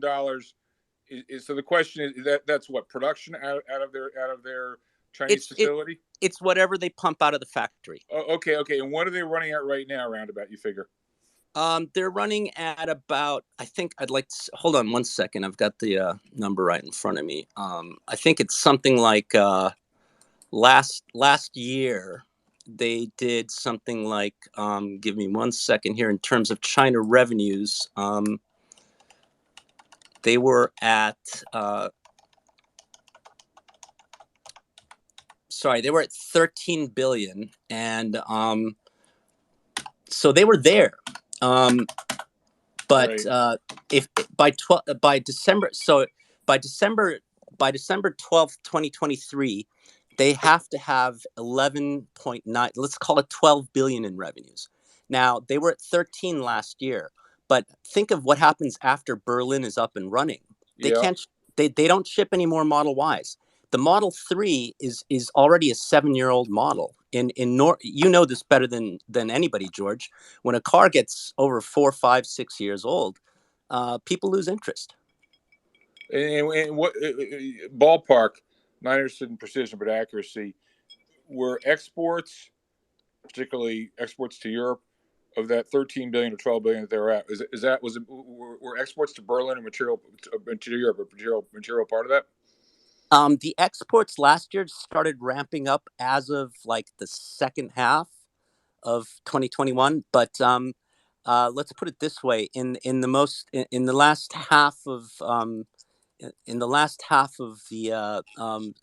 of 2021, I believe something like over half of their production in China were exports. All right, and then wouldn't well, of course the Chinese want jobs and everything, but isn't there sort of like a home court bias, i.e., to the extent that NIO and all these other guys grow their production and their gain is Tesla's loss? Like, wouldn't the Chinese rather have their own homegrown competition do better than Tesla?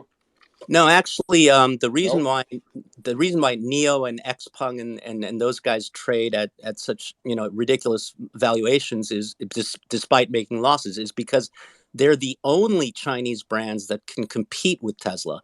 The Chinese actually don't like homegrown brands at all. In fact, they prefer buying foreign models. So that's why Tesla in the EV space in China was so successful. No, I agree with that comment, but could they both be true? I.e., would the Chinese in a perfect world, would they rather have the domestic producers do better than Tesla, or if Tesla's killing it domestically, the Chinese government's really happy with that? Doesn't really matter.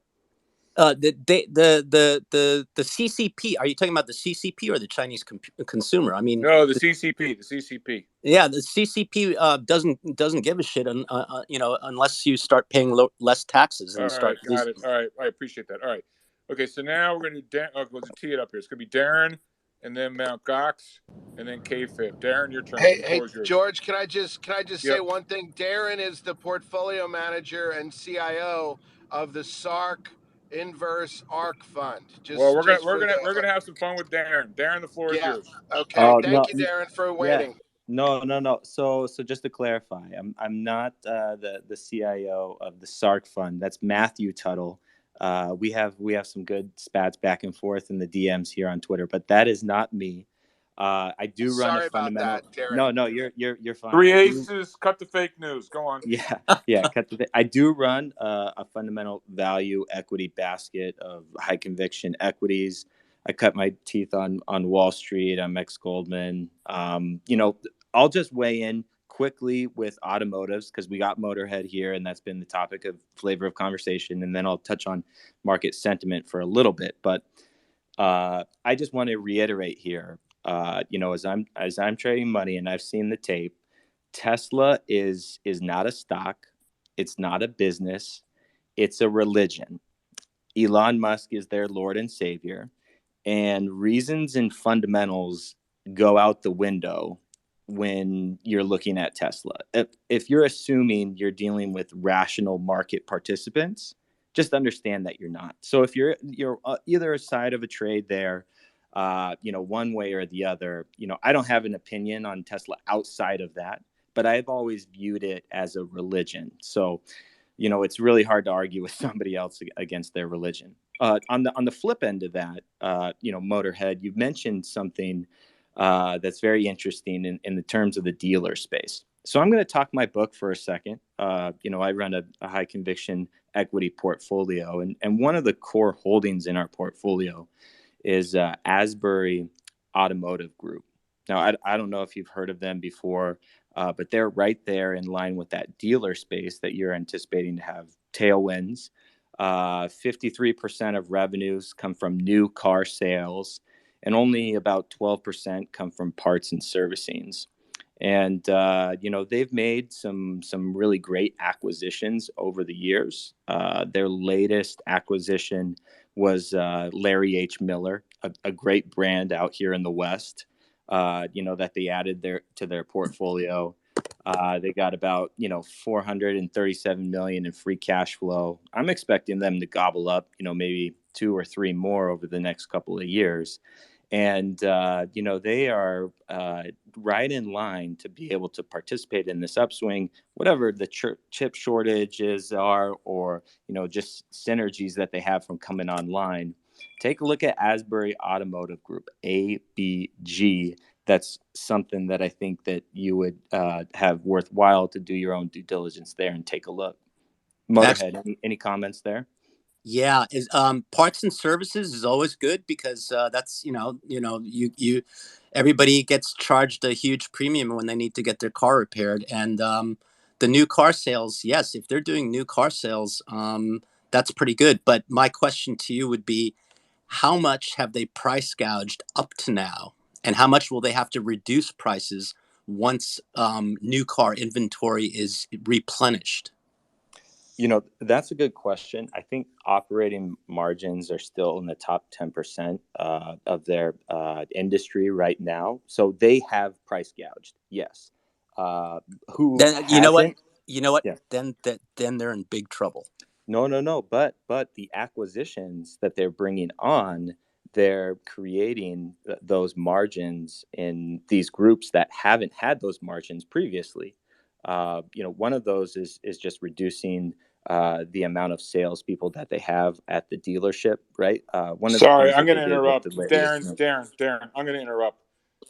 We're not going to discuss Asbury anymore. Okay, we were talking about Tesla. That's what I said earlier. It messes up the room. We're going down an Asbury rabbit hole. This is not a place for Asbury rabbit hole. If you want to talk about Tesla, or you want to talk about the market, that's fine. But we're not talking about Asbury anymore. So, Darren, what do you want to talk about? Okay. Flipping off the Asbury, I'll come into what initially brought me in the room here, which was market sentiment. I had just shared at the top there the AAII market sentiment indicator, and the AAII stands for the American Association of Individual Investors. Since 1987, they've been just shooting out a very simple question each week, and then those results are compiled into this investor sentiment survey. What kind of predictive power does this have? I just shared at the nest there at the top. You can take a look. It's every week. But what's coming out in terms of my analysis from this survey? We got data, going back all the way back to 1987, like I said. So you got a big pool to be able to swim in. But it's been a contraindicator, and it's been a contraindicator specifically when there's unusually low bullish readings. So when there's an unusually low bullish reading, the S&P 500 will go up an All right. average of So sorry, 14% Darren. I'm going to cut. Darren, over I'm the going to next cut you 6 off. months. We've discussed this before. This is sort of. I don't mean to be rude, but this is really sort of Captain Obvious 101 thinking. We've discussed this many times in this room. Thank you for that. Let's move on. Mount Cox and Kshaped. Mount Cox, what's up? Hey man, just real short on the Tesla as a religion. If I can just quickly point out that the thing is that it has very low institutional holding. If you look at Tesla, there's a lot of retail traders, right? And an issue that Elon has is he's become increasingly political. The problem with going political is that you alienate people that don't agree with your politics. Like, people won't associate Tesla with what they thought they wanted to associate. Once he goes political, he will, and that's been happening. If you follow his tweets recently, he's been posting some very political tweets. If you understand, so people are not gonna like, the retailers are gonna be like, "Who? This wasn't like, I believe in Christianity, but this guy's talking about a different God." It's like, I'm not sure I want to be a part of this religion. So that's what I'm saying, that it looks like that could be pretty significant. That was just my 2 cents. All right. Thanks for that, Mount Cox. Let's move on to Kshaped, and after Kshaped, we're going to do Abe. Kshaped, what's up, my friend? Hey, George. Thought I could offer some insight, and then I have a question, particularly for Three Aces and Abe, since Abe's joined the room. So Mike Graham, and I'm disappointed I didn't get to speak with Mike directly, but one of the things that Mike talked about, and I think the consensus in the room's been, a lot of this is contingent upon whether we see a recession or not, obviously. And that's where I think I can add a little bit of value relative to. Hold on, Kshaped. Hold on for 1 second. Yep. Can Three Aces or Mount Cox? Can you hear Kshaped? Okay, it's breaking up on me. Is it me or No, is it he's him? breaking up here. Yeah, so He's Kshaped, breaking up. Kshaped, can you get to a better place, because we're having a hard time hearing you? Yep. Is that better? Yes. Okay, sorry about that, George. So basically, from a business cycle perspective, I think I can add a little bit of value. We've been talking about this, you and I, George, since September, really. That's still pretty bad. Kshaped, sorry. I'll go out and come back in. Yeah, you got to out and come back in. All right, Abe, my friend, what's up, man? Yeah. Hey, George. Thanks so much. I have one simple question for Motorhead here. Can you tell me what the portion of steel costs in order to manufacture a median like Tesla? And the reason why I tell you this is that over the last week, steel's risen approximately 30%. I've been managing steel for 30 years, and I've never seen anything like it in 30 years in terms of supply constraint. So the reality is that if you believe, or if there's a high percentage of total cost deriving from steel byproducts or steel in itself, I'm telling you that that's not going away anytime soon. Yeah, Abe, brilliant question. Motorhead, if you could please, and I just wanted to expand Abe's question a little bit. It's not the question he asked, but the point he's trying to get at is a great one. And Abe, I just asked you to consider, it's not limited to steel. So if you could answer the question, Motorhead, a little bit more generally, i.e., what proportions raw materials, and there may not be as much steel on Tesla because it's lighter weight, crap, and all that other stuff, but more importantly, how much is raw materials generally, and then how much is steel in particular? Because it's not because Abe puts his finger on the right question.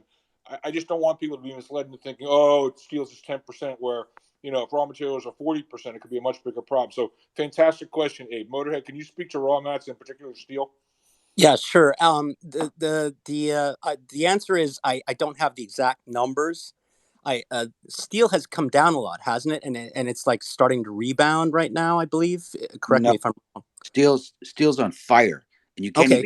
you can't even get it. That's the problem. Okay. So the number I recall was about $500 per unit in increased costs from steel, and this is when steel started really taking off in Q4 of last year. I mean, it's where it made a significant move quarter on quarter, and that's when I sat down with my favorite analyst on Wall Street who covers Tesla, Brian Johnson at Barclays Capital. And we worked out like $550 per unit, but they were raising prices faster than that, so it wasn't a big concern, and the volumes were going up so much. I think when it comes to raw materials, look, Tesla's raising their prices like twice a week, like they did this week, so it's like they're sort of on top of it, and there'll come a point where the consumer just can't afford it, and the volumes decline. But the point is, the raw materials thing you should really be thinking about is there is not enough lithium for all these guys who are rolling out all their grand EV plans. Like Volkswagen just basically jumped in the EV train and said, okay, we're all in, and Daimler did basically the same thing. The smart ones like Toyota, BMW, they're not doing it. They're saying, okay, we'll do some, but we're not going to do all. And I think part of the reason is that by 2025 there won't be enough lithium on Earth to make all the EVs that these guys are planning. So it's lithium that's the biggest factor, and lithium is actually not that big of a part of their raw materials, but it will be huge once there's no more supply. Hey, Motorhead, take a look at the nest. I just put up Benchmark Minerals, who's the axe in the lithium market from a buy-side research perspective. It shows the discrepancy between supply and demand there, according to these wackos with the green nonsense. It's in the nest. Yeah, thank you very much. Yeah, basically depending on which lithium analyst you look at, it's 2025 or 2026 when there will be a deficit in terms of the supply demand balance for lithium, meaning that there won't be enough lithium. Right. So, Motorhead, that brings up the question. Every major manufacturer has committed, I mean, on aggregate, hundreds of billions of dollars towards capex for this EV transition. Is there a built-in train wreck there in the major legacy automotive makers? If given what you just said. Yeah, I think the new EV stocks like Lucid, Rivian, they're going to be in big trouble. And everyone's talking about Rivian. Oh, they've got as much cash as half their their cash is half their market cap. They're going to burn through that, and by the time they burn through that, there won't be any more lithium. The only car maker who's honestly come out and said 100%, yes, we've already bought the lithium that we plan to use in 2025 is Toyota. All right. So no more Tesla discussion. I'm gonna because we have rules in these rooms. There are things we don't talk about. We don't talk about crypto. We don't really talk about Tesla. The only reason we talk about Tesla is because you're an expert, but I don't want people just opinions. There's one other fundamental question I want to ask you as a former oil analyst. Can you just explain generally what's going on in the auto world in terms of supply chain, rising material costs, potential demand downdraft in Europe because of what's going on there? Could you just give us sort of like a 30,000-foot view on autos generally? And I'd appreciate if you don't mention the word Tesla. I think that before COVID, there was 90 million units of demand for cars globally. Okay, and I think once COVID hit, the normal buying that used to go on when COVID hit. By the way, that's exactly the same time when there were some fires at some key automotive chip suppliers that cut demand. And then as people went into lockdown, they all started buying, Xboxes, PlayStations, whatever, and it just drained the supply of chips. So it's the chip supply shortage that has caused the undersupply of cars. And that's why used car prices are up like, 70% since COVID started.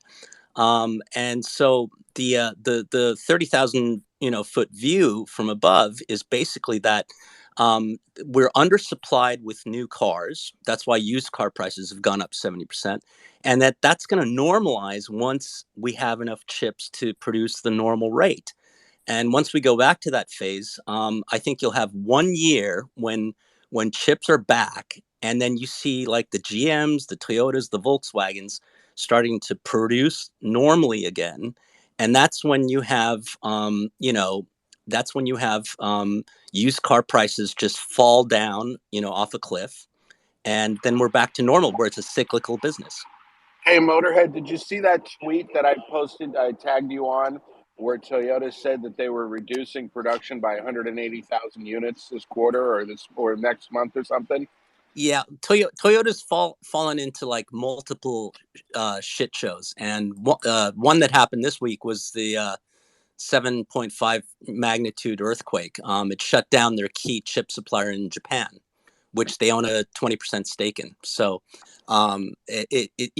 people are willing to give them a hall pass for that, but they've just seen so many problems, which is why, once they really come back, you'll see them come back with a fury in terms of earnings and volumes. Motorhead, can I ask you one last question? And then we're Sure. gonna move off of autos. So thoroughly impressed. You have a comp. Obviously, you know what's going on. The other thing that struck me though is you've seen an accumulated. How should I put it? Depression demand. In other words, if you look at trendline auto sales, the last 2 years, all the reasons you spoke to, lack of chip problems, lack of production, blah blah blah. Despite new car prices going to the moon, and for those of you that don't fully appreciate this, it would be a topic for another room. High used car prices are a key component of demand for new cars.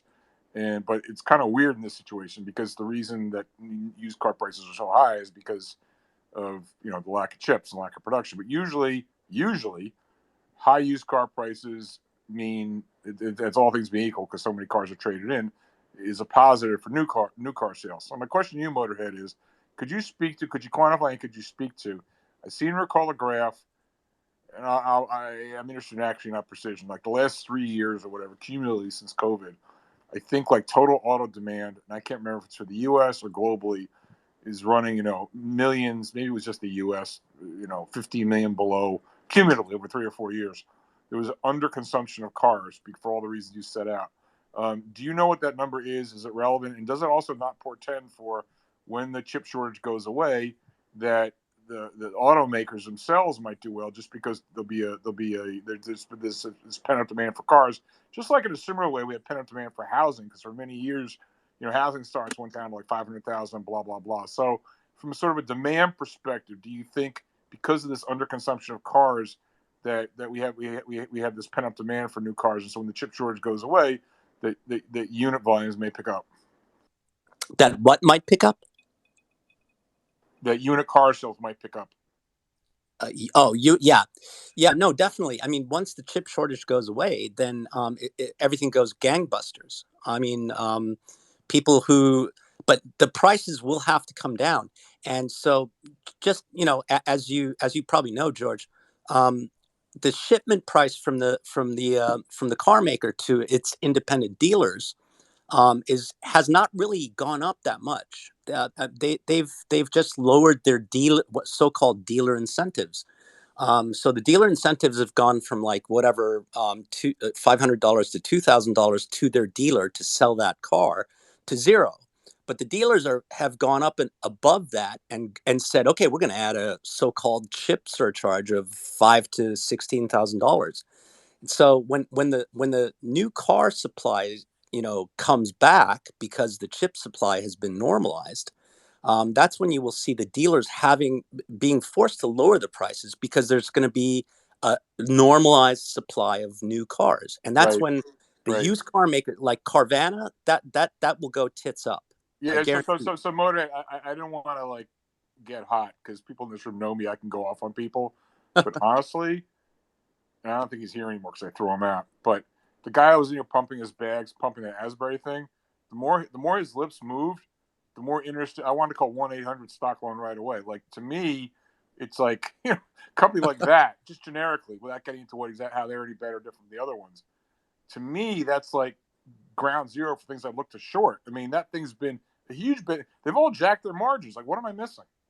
I'm looking at Penske. I'm looking at all those stocks to short as soon as possible. So I don't want to pick on him. It's unfair because you're not here.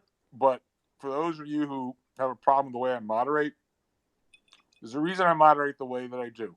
Because guys like that, they come in here to pump their bags, and they go down rabbit holes, and we've had a beautiful room here. By the way, just want to let you know, we've had as many as 1,100 people in the room today. It's crazy. In the Bravo, lineup, George. in the Bravo. lineup of speakers here, I mean, Motorhead, you and I are going to be new guys friends. I didn't even know you before today, but I'm just looking at the top here, no particular order. Shrub, Motorhead, Abe, Alan. Alan, thank you for finally speaking up. Kfab, Charlie, Matt Cox. Hopefully David Culmer raises his hand. We got Mark Newman in the house. Hope he raises his hand. Michael Green's gone. I mean, it's just unbelievable. What would you rather do? Spend your time in this room or go watch that charlatan Jim Cramer on CNBC? And by the way, you wouldn't believe the shit that people throw at me.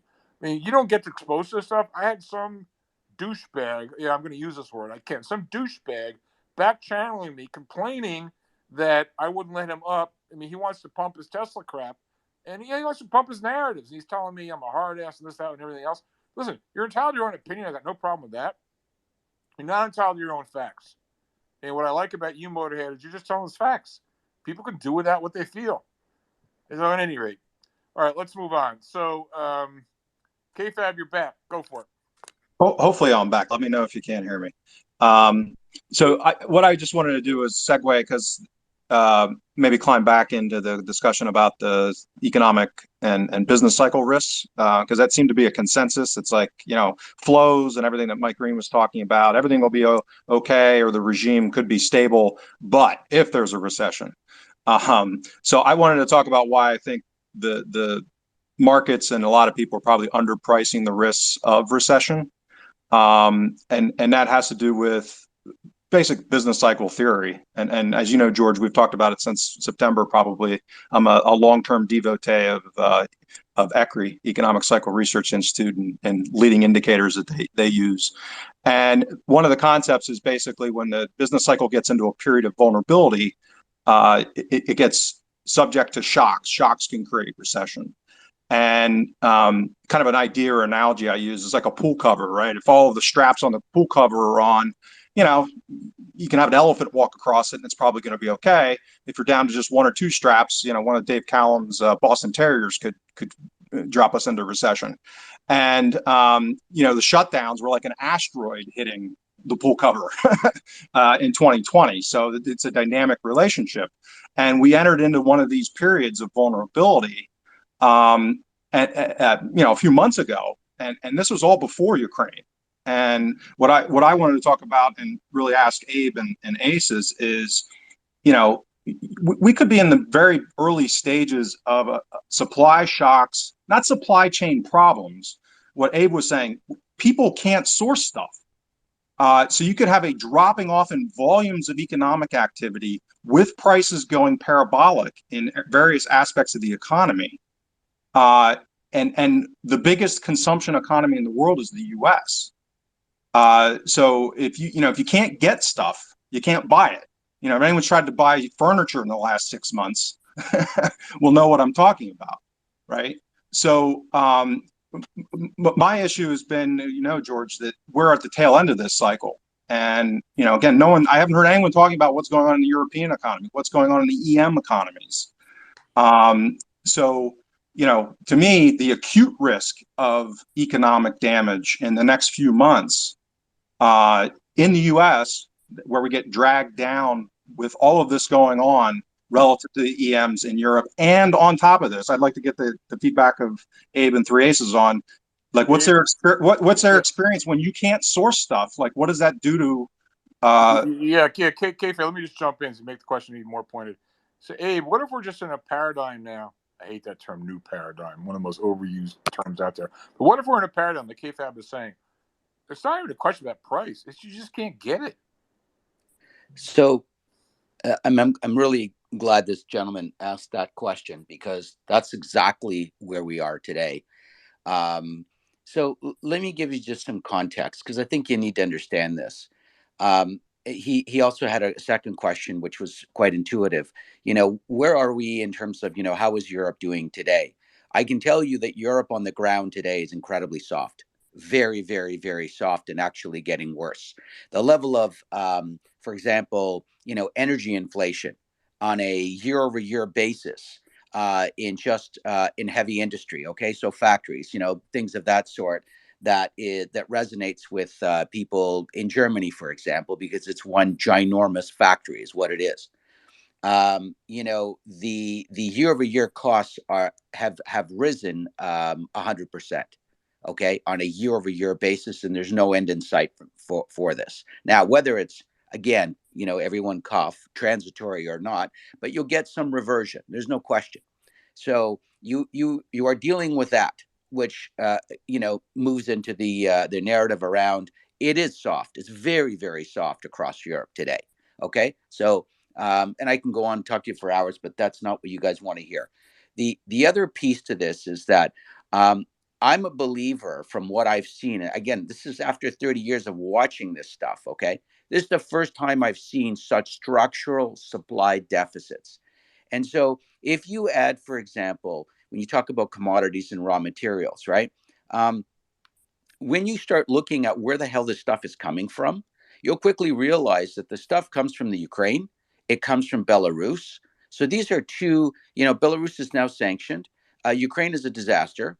And so the reality is, I ask myself every day, okay, where the hell are they going to get this stuff from? So it's not a question of you wanting. We as consumers in North America want, but the reality is, I don't know where the hell you're going to get, because you continue to have massive supply shocks to the system. Okay. So, just a final, you talk about raw materials, finished products, or inputs to production. You can't just shut down factories. These factories that produce this stuff, you can't shut them down on a Monday and say, we're going to get things up and ready on a Friday. It doesn't work that way in this business. You're down for months, 8, 9 months. This is how it is. And so the reality is, what I see is sustained supply deficits for longer, further exasperating what the other gentleman was talking about. Was the whole issue with chips, the chip shortages, and the supply issues around chips. Well, the other shit's just getting started. This is why I'm laughing, because I'm feeling this stuff on the ground, literally on the ground. Look, I had to literally this week, I'm turning away people because they're saying, we want this product, we want that product, we want this, whatever. And it's all steel based. And I'm saying, yeah, that's great, but I don't know where the hell to get it for you. That's the problem I have. So now it's becoming a bigger problem because the demand is out there, but there's no probable sustained substitution for these products.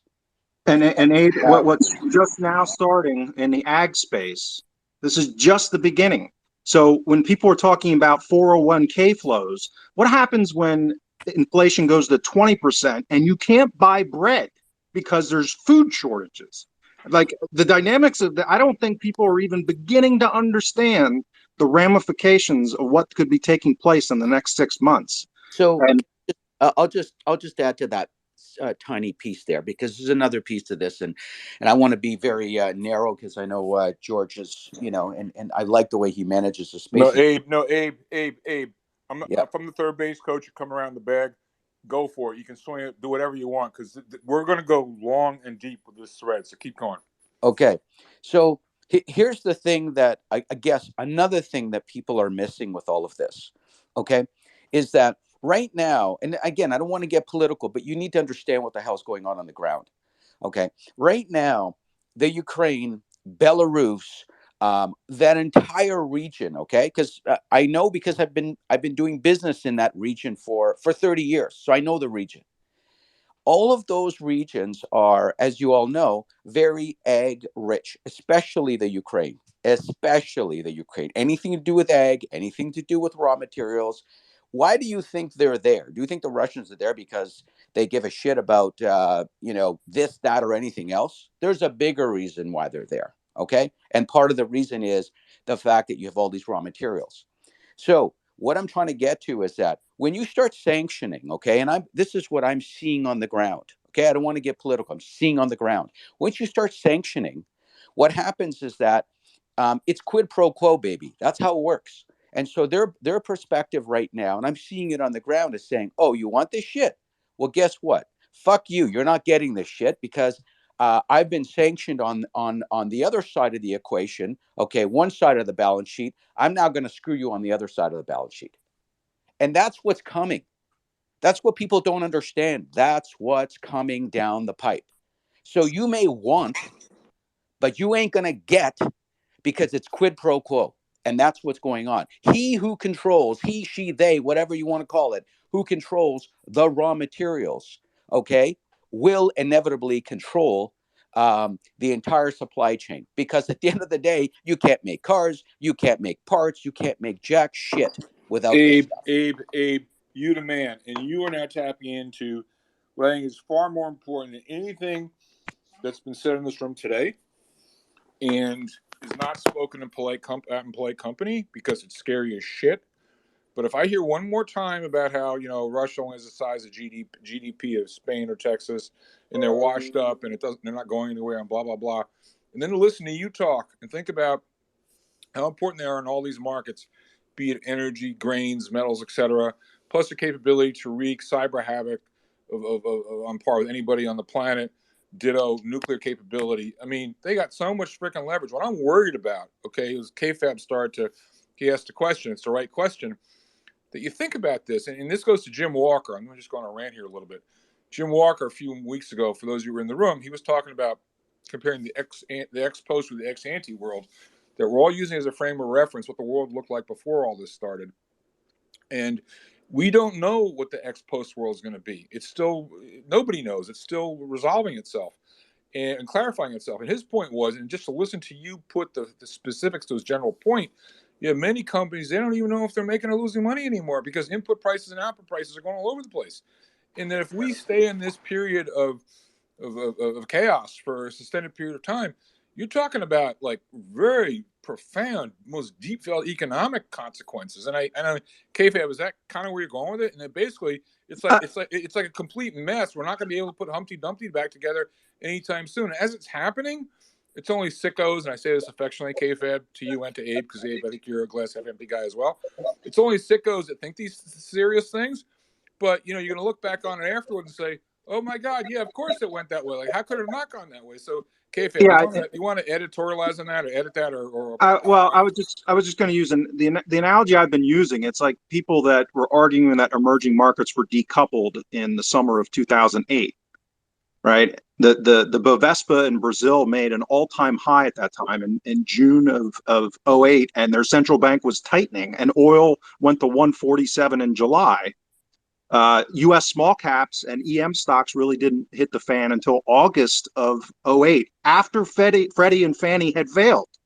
Right, so the fact that the U.S. market has been enjoying capital flows from Europe in recent weeks, and we're still getting all these passive flows and everything else. These forces that have been unleashed. This is happening. This is not. Hey, George. No, hold on. No. I didn't make the question carefully enough. It's not. It's less about markets, Kayfabe, more about just economies, how it all works. Like, so Kayfabe, could you speak to the economic side first, establish that, then we could argue about the markets. Yeah, so this is where I think when people are trying to grasp for analogies historically, there aren't any relative to a global financial war that has now been launched, to what Abe is saying, where you're now going to have reciprocation. How do we know what the Chinese just did in Shenzhen and shutting stuff down supposedly for COVID isn't some kind of cloaked warning as far as supply chain with chips and everything else that's going to happen. Right? We are in a whole new regime now of effectively global financial war. And the idea that that is not going to have, and this goes back to my, focus on complex systems. When shit starts to go wild, like you say, chaos, when this starts to get unleashed, stuff pops up from directions that no one can predict. Totally, Kfab. Totally. So, Abe, could you speak to? Let's leave markets aside for a second. Abe, can you speak to the economic chaos that Kfab is talking about? Like So, how this is not going to get resolved anytime soon? so basically, what he's saying, and he's correct, by the way. My thesis is that you're seeing a global repositioning of economic trade zones and really superpowers throughout the world. This is basically, you're seeing the jockeying now. This is what this is. Okay, it's not has nothing to do with COVID and any other narrative. You are now looking at the next 50 years of what the hell the world's going to look like. Okay, that's what it is. That's my view, right or wrong. The economic impacts are very simple. The reality is that you have massive disruption to labor markets, because let's face it, someone said something prior which resonated with me. What do you do if you don't have raw materials that's supposed to be coming in from the Ukraine because you're ordering, I don't know, 25,000 tons of steel, and the shit's not coming anytime soon because it's stuck in Odessa? You tell me. What do you think happens to the recipient factories and the recipient manufacturers that are relying on this stuff after they've used whatever excess inventory or safety inventory that they have? Because the whole damn world has been in a just-in-time inventory management system for the last 25 years. So the reality is you now start to see mass labor disruption right across the chain. What do you do with these people? I'll tell you what you do with them. You lay them off. You send them home. You tell them you don't have work. So now you're running one shift instead of three shifts. What do you do with the rest of the companies that are feeders into these manufacturing entities? You do the same thing with them. If I were everyone on this call, I would be more looking at Germany as a manufacturing zone. What the hell happens to Germany?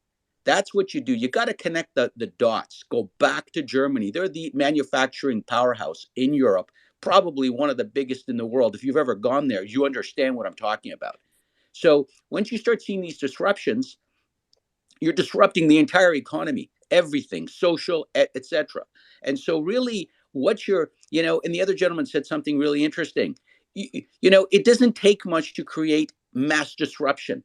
And that's what I think is happening. So you're looking at things that are being used, raw materials, inputs to production, supply chain management is now being weaponized, in my view. This is what's happening. You're seeing, people, they woke up and they got smart and they said, well, screw it. We don't have to worry about sanctions. That's not a problem. Why? Well, because we own 25% of total world inputs to key inputs to production. So we just won't sell it to them. That's what you're seeing now. Abe, just stay there. You are the man of the hour. We got to do a whole space with you just talk about this, because this is really the bear case. And to KFAB and to Abe, I mean, we're all old enough to know Abby Joseph Cohen with her freaking Goldilocks. Like, Goldilocks is dead. She's dead. She ain't coming back. She's dead. And to invoke Jim Walker, where the ex post versus the ex ante world, the rules of engagement totally new game, and we don't know the rules. Well, George, we do know some of the rules. What politicians are going to do is they're going to drag CEOs in front of them and blame them for shortages. They're going to create tax subsidies for people, understandably to an extent, right? There's a lot of good faith and goodwill that happens to try and help people, but that's going to continue, these subsidies for gasoline demand. Well, what's that going to do in shortages? When you have a situation where there's nothing to get delivered and you're pumping up artificially, it's a violation of the most fundamental laws of economics. Yes. So KFAB and Abe, question I'd ask you. I mean, KFAB, you were just saying, the solution was high prices. If you're going to subsidize the consumer, though, it's not going to work. Question I have for you, Abe and KFAB, I want you two guys to answer this. You can choose who goes first. So this narrative, the conventional thinking, first it was transitory, Now it's we're going to engineer a perfect slowdown. We're going to thread the needle. Of course, if growth is slowing, this is the part I want to vomit. I want to punch people out. We've not seen this before. The idea that the economy is slowing and therefore prices have to go down. What the fuck? The Fed can't print more steel. The Fed can't print more oil. The Fed can't grow more grain. So, looking to the future, everyone's looking at the past. We had this great moderation, and everyone wants to give the Fed credit. They engineered this all like horse shit. You had the great Eurasian, savings glut, moderation, advent of technology, globalization, offshoring, blah blah blah blah blah. The list goes on. Now, not only can you strike most of those off the list, the movie's running in reverse. So, Abe and Kfab, thoughts about inflation in this type of scenario? Thoughts? And then Alan, you weigh in after them. Abe and Kfab. Abe, go for it. Look, you've described it to perfection, right? And you're right. We have never seen anything like this, or perhaps I haven't in my 27 years. So you have this is what I'm seeing, and this is what you're looking at. This is kind of an anomaly. You have you've got supply deficits of key inputs. You have inflation that is running rampant, and I'll speak to you on the ground what the hell that really means. And you have a slowing global footprint because it is slowing. Make no mistake, it is slowing. And at the same time, we have a maligned central banking system throughout the world that has been doing the one trick pony since '08, which is essentially we'll do QT, we'll pervert the yield curves and whatever the impacts are in order to grow this wealth effect, blah blah blah, whatever. Everyone gets it. And what George said, which was so profound. You're not going to be able to print more steel. You cannot print more crude. You cannot print more green. You cannot print any of these things at the moment because you have essentially a perfect storm. And I'm going to tell you, for me, it's rather scary because I don't know how the hell you get out of this situation. The other thing I'll say from an inflation perspective, let me just make it super simple for everyone. What's happening on the ground is that wages are moving higher. The reality is that once you enter into what I would deem a social contract on the ground where wages are going higher because inputs or key inputs to survival are moving 3x more than what the hell you've received on an after-tax basis, you're cooked. You are cooked. And that's part of the problem. This is what I'm saying, stringing the needle or connecting the dots. So do you go back to the concept of, is this thing sustainable? Is it transitory? Well, I can tell you the way it looks like today, this shit doesn't look like it's transitory anywhere. It's embedded. It's So now. yeah, so if I interrupt you, basically Yeah. what you're saying is, the way we make prices go down, we get a recession. I mean, the Yeah. problem I have is equities are screwed either way. Either they keep putting more money in subsidies and they just keep underwriting this whole thing, and inflation just goes up and to the right, or prices go up so much, incomes are getting squeezed as they are now, we get a recession. Tell me what you feel lucky, Yeah. punk. Tell me what you want. Either way, equities are screwed. How would you respond to that, Abe? You're absolutely correct because everyone talks about a PE ratio, right? All right, price and earnings. You think at some point that earnings aren't going to get clobbered with the inputs to production going through the roof? That's really what it is, and it goes back to the other story, the other narrative that we had earlier about Tesla. Not that we want to talk about it, but there's only so much of price appreciation that you can pass on to consumers. At some point, they just say, "I can't do it anymore." So this is what I see. I'm just trying to connect the dots, and I'm saying, okay, that's great, that's wonderful. All these guys are getting killed, and at the same time, they can't push the price on anymore, so earnings are going to start to fall, and as a result, equities are greatly exposed from a Yeah, cost perspective that yeah, no one is counting. K-Fab, what do you got? yeah. I'll just lay out my hypothesis. Is that we're going to get all of the forces that Abe's referencing. We'll get volume declined price shocks where you could see, headline CPI go to, I don't know, 20%. Who knows? Something that would be abstractly crazy at the same time as the economy is either, on the cusp or into recession. And that will create demand destruction, global recession, a severe global recession, if not the D word.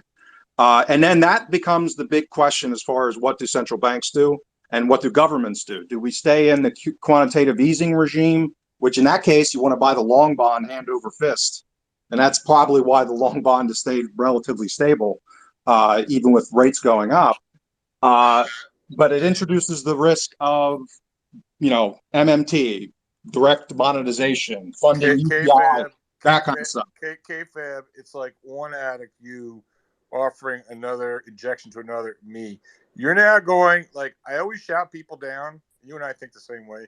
Like, I never want to talk about Weimar and all that shit. It's like, come on, let's get real. But honestly, the Japan may have just started Weimar this week.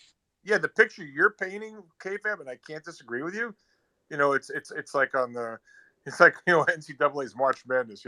On the road to San Antonio, on the road to Weimar. Okay, this is a necessary but not sufficient condition on the road to Weimar. This is how you get Weimar. And who does it first? I mean, that Mike Green talked earlier about how's the yen acting. Look at what the Japanese are doing now. People have been talking about the Widowmaker trade for how long, to the point where no one has it anymore because it's been so horrible. Yep. And meanwhile, you watch CNBC. I can't resist. Hi, Mr. Kramer. This is KFAB. I own Tesla, Carvana, and Nvidia. Am I diversified? I mean, dude, there's a fucking tsunami coming. All right. Abe is so eloquently laid it out, and it's like Rome was burning. No one's paying any fucking attention. So I don't, Abe. Like, I mean, seriously. Like, this is just you. I think you two. I think we got it nailed here. I mean, so Abe, KFAB, anybody, and okay, Alan in the conversation. So Alan is more of the economy is going to blow up. It can't take the inflation, the price increases, blah blah blah, and that may be true. But either way, okay, I want someone to make the case. I want someone to make the case on stage, is to, because I'm believing my own bullshit now, and I have friends who believe their own bullshit too now. They say we're singing from the same prayer book. And Alan, you may be the wrong guy. You may just say to me, we're going to get a depression, or Dave Collum. Explain to me how we're wrong, because to me this looks patently obvious. Alan, yeah, George, I got to drop down, so I'm just going to listen. All right. Thanks. Alan, the floor is yours. Okay. First, I don't want to get into the inflation situation, but I think it's completely unsustainable. Once you understand that. No, Alan, let's be very clear. I want to make it clear. It's not that we have to bet on inflation or otherwise, but just either way, equities are fucked. I mean, let me tell you. Sorry, I have something very basic. Okay, you have inflation in non-discretionary goods, and you have real incomes that are down.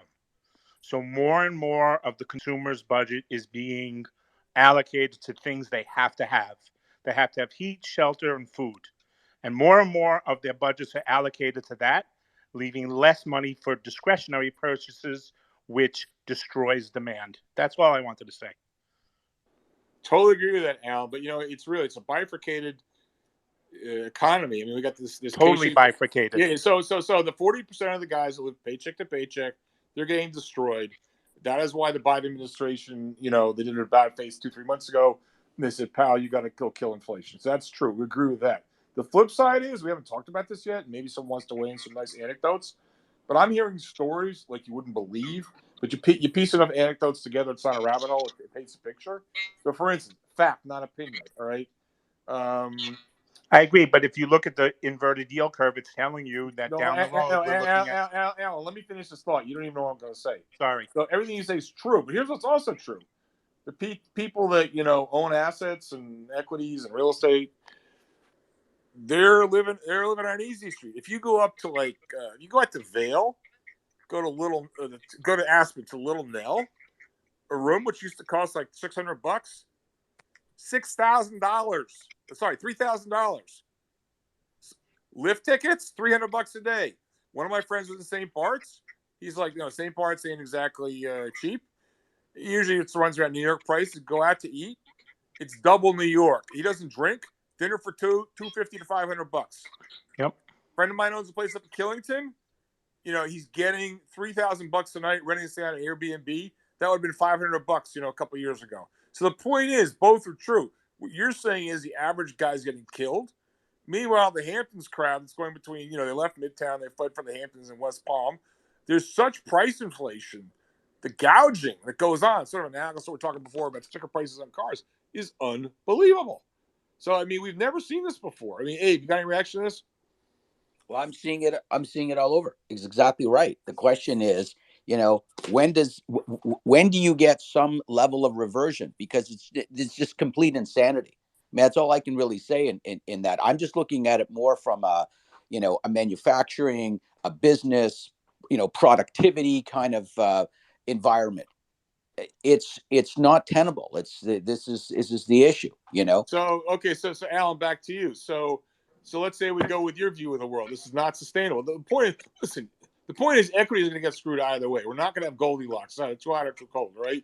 If by some magic thing they start issuing stimulus checks to everybody to pay for all this, hello Weimar, hello inflation. You're saying not going to happen. No. That would be bad. Any direct stimulus is bad. Right, I understand. So if you take direct stimulus off the table, then we go to Alan Levinson, recession, depression, checkmate, game over. Thanks for playing. What are we missing? That seems to be pretty obvious. You're not missing anything, George. That's exactly nothing to miss. Mark. It's just very basic. We had a credit impulse that was contracting 9 months ago. You had velocity of money that's been contracting. The increase in money supply was basically reserves that the Federal Reserve was giving to the commercial banks and pension funds. And the commercial banks haven't been lending the money because they realized the economy is anemic. You had central banks in Europe that had negative interest rates at the same time they were espousing that you're going to have a strong economy. How can you have a strong economy with negative interest rates? Totally. There were mortgages in Europe that were negatively amortized that you buy a house for $300,000 and 30 years later you pay back $288. It's the truth. And I know. And it's how. Listen, it's been 35 years of excessive debt and the secular deflation that we've been experiencing. Actually, you know what? I think I'm going to interrupt you. Abe, Alan, Dave, Kyle, Shrub, anybody on the stage, and we're going to do Shrub next, and then Hey, Dave, George, can you hear me now? No, mute it. No, I'm on a roll. Hold on, just hold it. I actually think, and I don't want to get political, but Abe and Al, anybody on this stage, that ultimately, we all talk about we need the Great Reset, okay? I think, in all the monetary games, the legal systems, all done. I don't want to be a populist, but it's all done to protect the money class. The way you clean this up and get a reset, it's almost like it's not poetic justice. It's almost like it's ironic. It comes full circle. You got to blow up all this phony wealth. You need a cathartic wipeout. So the motherfuckers who are in the West Palm Beach or Aspen or the Hamptons blow everybody. Remember that guy that ran for mayor in New York? Alan, you'll remember this. A few years ago, the guy, the African American guy, ran on the Rent's Too Damn High party. Okay, that is the fucking problem. All right, and all this, asset inflation it's been underwritten by the Fed, the central banks of the world. That is the source of the problem. That has to be done away with. The wealth has to be blown up. So I don't know, Alan, Abe, anyone got to push back on that? All right, let's go on to Shrub and then Dave Collins. Shrub.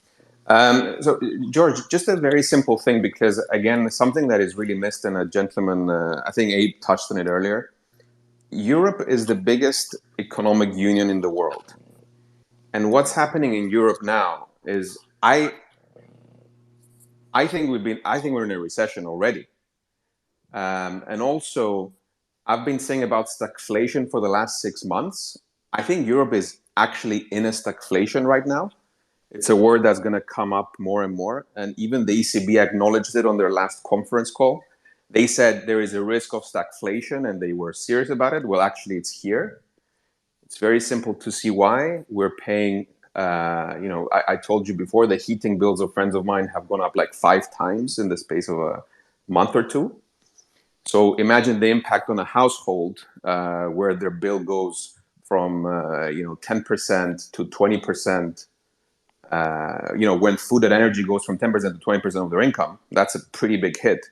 So especially since we didn't have the handouts that you had in the US. So you have the biggest economic union in the world in a recession right now, and the European consumer getting hit. And, just put aside the tragedy of Ukraine, but, we're going to have we have already 3 million refugees, and that number is going to go to 7 million. You're talking about, 1 in 10 people in Poland are refugees right now. And if you look at the numbers of the German ZU index, which is the German industry confidence data, we're back at the COVID lows. Now that's insane because the ZU data has been quite accurate in predicting, the cycle going forward as a forward indicator, because they see the orders. Germany is the factory of Europe. So for the German forward indicator to be at the COVID low, it tells you how much shit we're in right now in Europe. And it's very simple. The industry cannot afford to pay the power prices. So a very simple example that we were mentioning earlier, the fertilizers. So in the US, you have CF Industries making urea, and in Europe, we have Yara making urea. Well, CF is paying $5 for gas, and Yara is paying it was paying 20, then 50, then 200. So what did they do? They shut down the factory. So now there's no urea produced in Europe, for example. We're going to have to import it from somewhere. So going back to the conclusion of this, in Europe now we have stagflation. The consumer is bearish. The sentiment on the ground is bearish. And that will impact eventually, the earnings of Apple and the rest, because, ultimately we are a big consumer of these things. We're not just, we're not a small economy. And then the second thing I want to say about the asset inflation on the high end, because, I'm based in Monaco, and obviously we have, we are the high end, to be honest. The Russian bid has disappeared over the last 2 weeks. And the Russian bid is what's been keeping the high end alive in Europe for years. Stop. Shrub, say that again and say it slowly. Yes, exactly. You know where I'm getting with this. So the Russian 100%, bid. Shrub. Yeah, exactly. Go for it. So I'm in Monaco, and the Russian presence here is very strong. And the Russian bid has kept the high end high, the asset prices at the high end high for years. So right now I'm looking at the villas in Cap Ferrat and the flats in Monaco. Those prices have gone up multiple times over years, and one reason is the Russians. You go to the high-end restaurants in Kshaped and Stad, it's only Russians. So those things, that bid has disappeared in the space of 2 weeks. And I'll give you a very simple example. A private bank, the biggest private bank I spoke to in Monaco, they had 5 sales guys. 2 of them were dealing only with Russian clients. And those Russian clients, most of them were frozen. And I got a figure. So this is just Monaco, right? Now, what happened afterwards, I think they unfroze quite a few accounts, but this is the same. It's not a Monaco specific thing. I'm telling you, it's like across Europe. It's the same impact for all for all Russian clients. It was a European directive, and everyone enforced the same directive. I heard anecdotally that in Switzerland, there were 290 billion Russian deposits frozen. 290 billion. So you're talking about a serious negative, call it like a negative impulse on the high end in Europe that hasn't been really fully appreciated yet, and it will be felt maybe in 6 to 12 months. But this thing that we're saying, the high end is going up and then the low end is going down. Yeah, but that was like that in 08 as well, guys.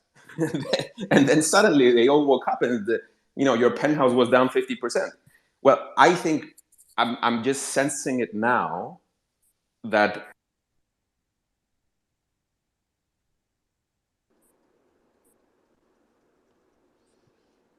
Hello? Sorry, I think I hit a button wrong. Can you guys hear me? 3 Aces, can you hear me? Yeah.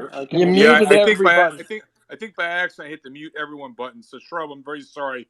Could you wind the tape back 10 seconds, Shrub? Shrub, can you hear me? Unmute yourself, Shrub. Sorry. You So know, it was my basic, fault. I screwed you up. Can you just I, go back 10 seconds, please? sure. So what I was saying is that the high end in Europe, the bid has now where I am, which is a big market, that bid has now frozen. And what I'm saying is that in Switzerland, for example, I heard anecdotally that 290 billion deposits of Russian clients have been frozen. The house of pain. Yeah. So exactly. So basically, imagine in a few months the high-end market, I think, is gonna really, really feel it, because every time in Europe you have a big villa, it's always, oh yeah, a Russian is gonna buy that, or the yacht, oh, a Russian is gonna buy that. So that's kind of done now, and I've already heard of cases of yachts being semi-finished and jets being on the ground and crews not being paid. So the pain on the high end is starting already in Europe, and I'm All not right, sure when it's going to reach the Shrub, you hit US. the nail on the head. So now, back to you, Alan Levinson. You like them apples, Alan? Yes, it's very good. It's just this is what happens in these in these situations. They come after different classes of people. They start with the low end, and then the high end gets hurt too. Just like in 2000, just like in 2008. This isn't much different. 100%. All right. So hold on. So now 3 aces and then Dave Collum. 3 aces. What's up? Hey, hi guys. Real quick, George. I just, this is the industry I'm in, right? Commodities, metals, and currencies. So I just wanted to make a couple of observations. Ukraine, Sam, I think is about 1.5% of global supply of steel, unless I got that wrong. Please, post something in the nest if you have something. I'd appreciate it. That's so now. The every single thing that every problem that's being articulated here is 100% man-made. Okay, these are policy disasters, right? So the only entity on earth that's not bitching and moaning about any of it is China, right? And the Communist Manifesto is scarcity and rationing. So the issue, one of the bigger issues that we have that I'm really starting to get my head around here is the LME. 90%, 80%, some big number of materials that trade, the coppers, the cobalts, and so on and so forth, even the golds and silvers, never even hit the LME. Yet the LME is the God particle for every single contract on earth for price. Right. So if you just take, for example, nickel, which has been in the news recently, the entire worldwide supply of nickel in dollar values, right, prior to this catastrophic insanity that we saw, is 1 day's trading volume for Tesla. Right? It's 1 day's worth of liquidity. So now, if anybody doesn't know this, the Chinese own the LME. So the Chinese also own the global natural resource chain, right? Which means they own the EV battery chain, right? So there's no coincidence that our good fraud, Mr. Fink over at BlackRock, and his little social credit score, ESG credit score, that is trying to put a bullet in the head of the hydrocarbon market in favor of the world's most plundering thing on earth, the electric vehicle battery. And I was in that industry for 10 years making those same metals in Africa, right? So what's happening here, I understand all the consequences and all of the sort of lagging, indicators that we're looking at here. Yes, the 3 aces. Let me cut to the chase here. So hold on. So I'm going to ask 3 aces for you and for Abe, because you're the commodity guys. Just keep it real simple. Like 3 aces and Abe, this is a huge supply shock. Supplies just disappeared. Ain't coming back anytime soon. So all things being equal, recession or no recession. You can How in explain. God's name do prices just not go up a lot and stay up? Period. It's a price shock, George. It's a price shock, not a supply shock. Yes, well, no. To Abe's point, supplies being withdrawn. Both. It's both. I'll tell you what it is. Very simple. It's the same thing that happened to crude. Since 2012, all of these firms have been basically offline, starved to death from a CapEx perspective, a lot of labor migration, okay? Because let's face it, nobody wants to work in these sectors, okay? So they've moved. So now you have labor disruptions, you've got malinvestment from a capex perspective for the last 10 years, and now you have a perfect storm because you now have also sanctioned countries, and you've got probably 100 million tons, okay, offline that are being sanctioned. So I ask you, if you think this is just a pricing issue, it has become a pricing issue because of the fact that you've got structural deficits in supply that have now reared their bloody head in 2022. Yeah, but you're referencing one material out of hundreds of commodities, Abe. I'm No, not disagreeing with you, I but understand the that. emphasis and focus on steel or iron ore coming out of a country that represents 1.5% of Yeah, the but global three supply, is I think no. is a Hold little on, exaggerated. hold on. You guys are both right. The problem is, it's not just steel. It's oil.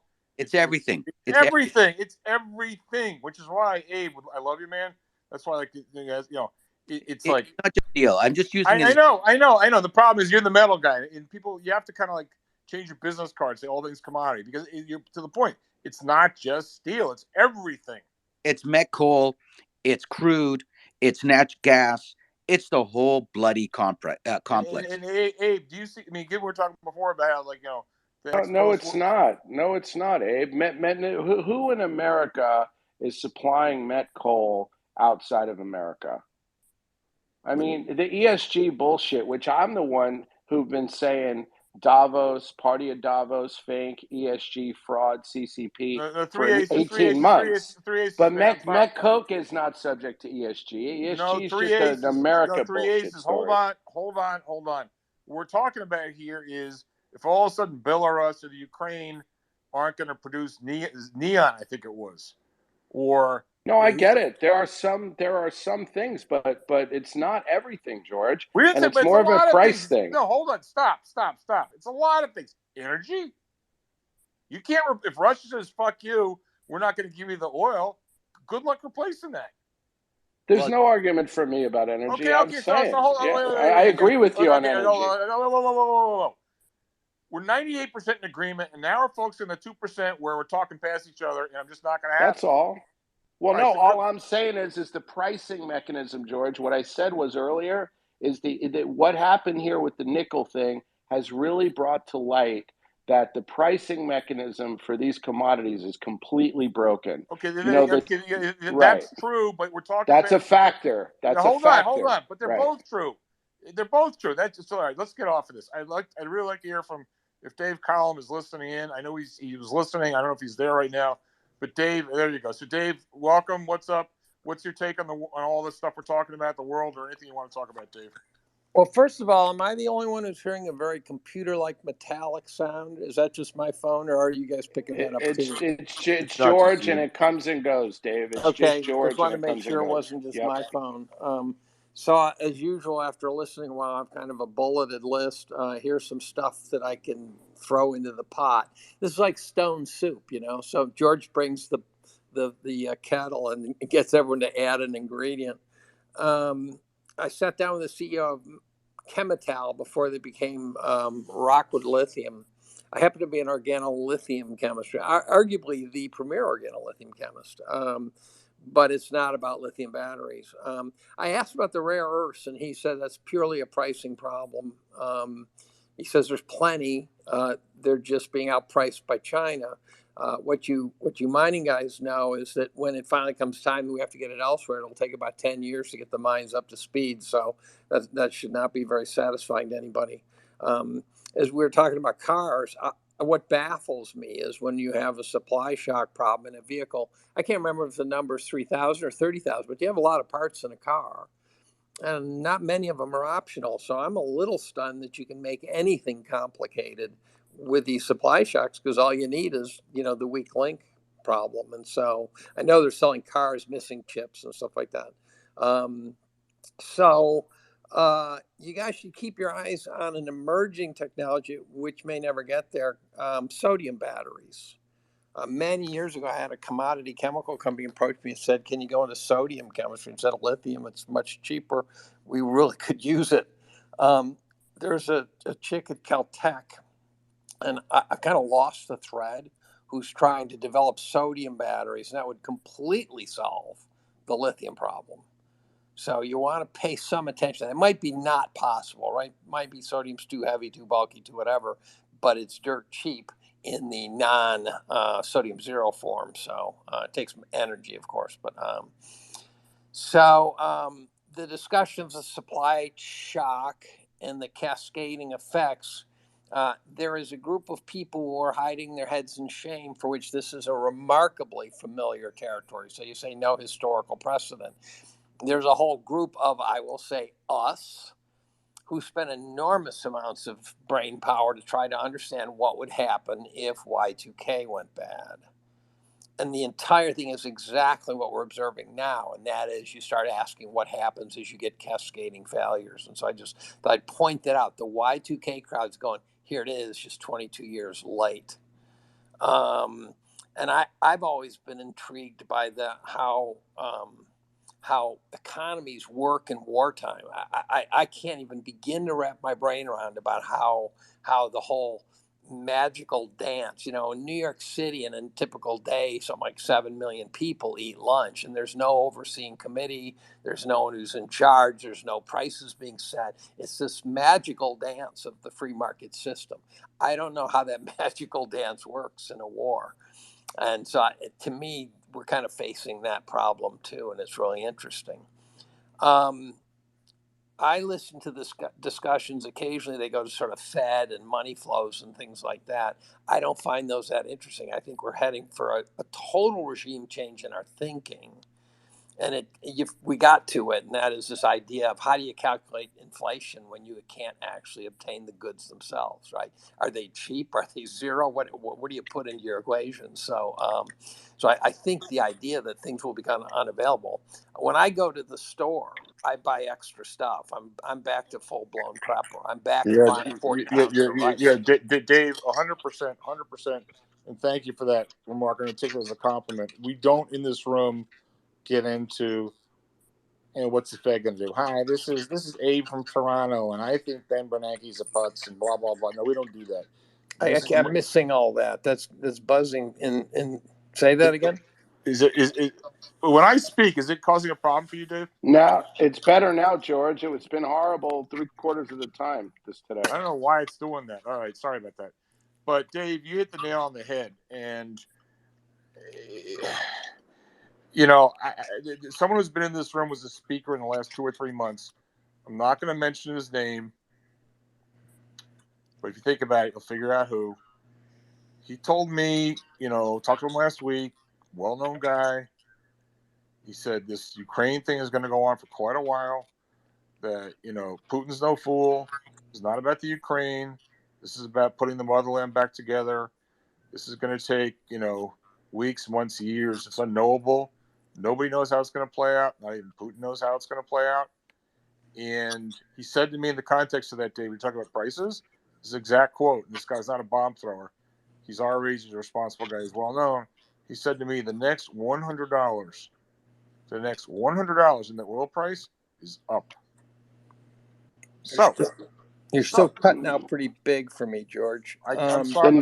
Dave, he said the next $100 for the price of oil is up. Yep. Right, I agree with that. I think what might be getting underestimated here is the role of China, which got mentioned. But I think the geopolitical problem is not just one of these accidents of geopolitics. If I had to write a script that was not being said in the press, so you've got this whole NATO argument, stuff like that, I think it's quite possible this part of the geopolitical dance is being orchestrated by China way more than people realize. China's not just a player. China might be the player. And so China could very well be saying, you do this, we'll do this, you do this, we'll do this. Last year, I concluded that somehow somebody was setting up a supply chain problem intentionally.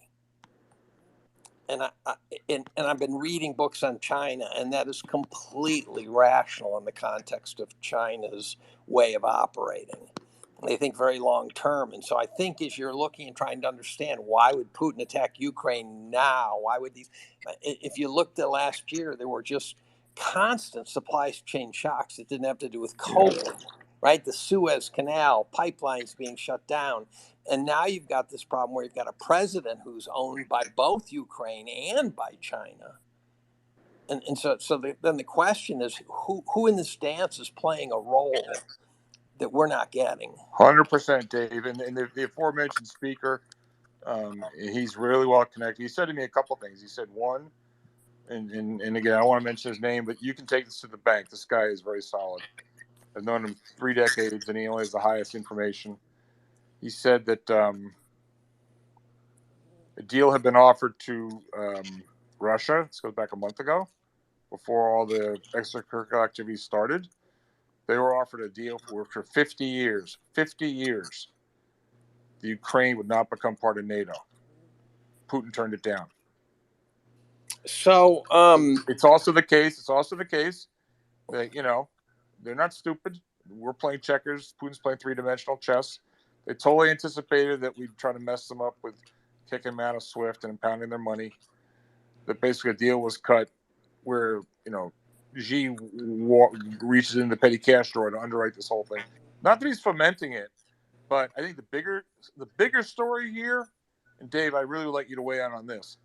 You know, we're clearly in a war, but the war's not being fought on the battlefield. It's an economic war. It's a financial war, in that when you think about the potential for the U.S. to lose control of the financial system, the SWIFT system, the payment system, and that U.S. dollar hegemony is one of our biggest assets, and nothing would give the Chinese, the Russians, the Iranians, even the Europeans, greater satisfaction than to see us lose control of that. That's really one of the biggest things at stake here. So it's an economic war, and you know, you think about it. If they really want to, Putin understands. You really want to undermine the West. It's not about turning the Ukraine into a parking lot, which, by the way, my source told me he's going to do. It's about, if you can cause economic chaos, and you can't get your and supply chains break down completely, you just can't get it at any price, and that brings on big economic instability and causes a destabilization of Western capital markets. I mean, gee, if I didn't know any better, that sounds like a pretty good plan to me. I mean, Abe, what do you think of that, Abe? 100%. That's exactly what's playing out. Totally. So you have all these putzes on CNBC breathlessly reporting the invasion today. This person got killed. That building got blown up. It's like they're completely missing the plot here, completely. And that's what I think is at stake. And, you know, meanwhile, people come on and say, well, you know, Tesla at 20 times revenues, down from 30 times revenues. Kind of looks interesting right here because on the Fibonacci and RSI, it's oversold. I'm like, really? I mean, Abe, stop me, because I'm going to a really dark place. I mean, I'm afraid you're drilling the hole deeper for me. But what part of that you agree with, disagree with? I don't think it's dark at all. I think it's just the reality of, you know, of geopolitics, and you really have to appreciate it. You look at this very simply. Just be rational for a moment, okay? You've got countries that are sanctioning Russia at the moment. Okay, ask yourself why Germany was one of the abstainers. Just ask yourself, why did they abstain? It's very simple. Because they need all of the raw materials. They need energy, primarily energy, in order to keep their factories running, in order to keep, you know, the entire country at full employment, or whatever it was on Friday, okay? Because it's going to change day to day now, all right? This is geopolitics. And the reality is that you're getting, you know, complete repositioning, but you're also getting Russia that also has a hammer. This is the reality. This is the joke. I'm laughing because I'm saying to myself, what are you guys doing sanctioning, for Christ's sakes? You're sanctioning what? You're going to import inflation more than you know. And it's happening here on the ground in North America with all sorts of stuff. So it doesn't really help anyone. It's actually killing you, because they're going to export their shit at a higher spot price, and they're going to fund whatever adventures Goldman is pricing LME nickel at 35% below spot. So listen, 90% or more, roughly, from gold and silver on down on the LME never even hits the LME. Yet the LME price, okay, is what's used in every single offtake agreement in the world. And you know that, Abe. The issue here is not supply. I can show you maps. I produce these things. I'm a CEO. I make this stuff. Okay, I know how this stuff works. I can show you maps right now, my maps of various countries. 95% of some of the richest mineral countries in the world aren't even licensed up for production. Okay, so you know, I'm not sure what's going on in China. This is all China. They own the entire natural resource chain. Maybe Dave Callum can help us, but I think everything that everyone's saying here, if we're investors and we're looking at, you know, what the investment concepts may be, all roads lead to gold and silver. I'd love Dave's 2 cents on that. No argument there. No argument there. I want to bring someone else in the conversation on the spoken. He's on stage. Storm, always good to hear from you. What's on your mind, Storm?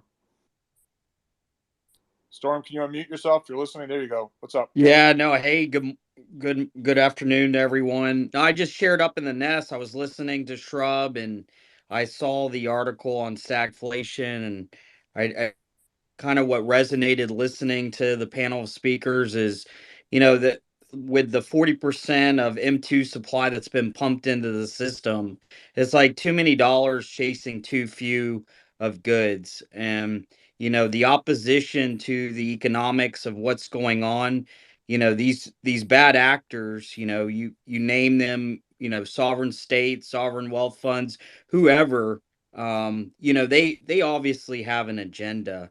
And what's difficult to disseminate is, you know, they have their propaganda machine, you know, pumping day and night nonsense, utter nonsense.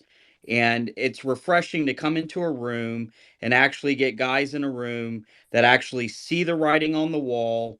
And whether it pans out in the next 6 months or 18 months, you know, the tsunami that someone referenced earlier, it's coming. So, I mean, that's all I had to share.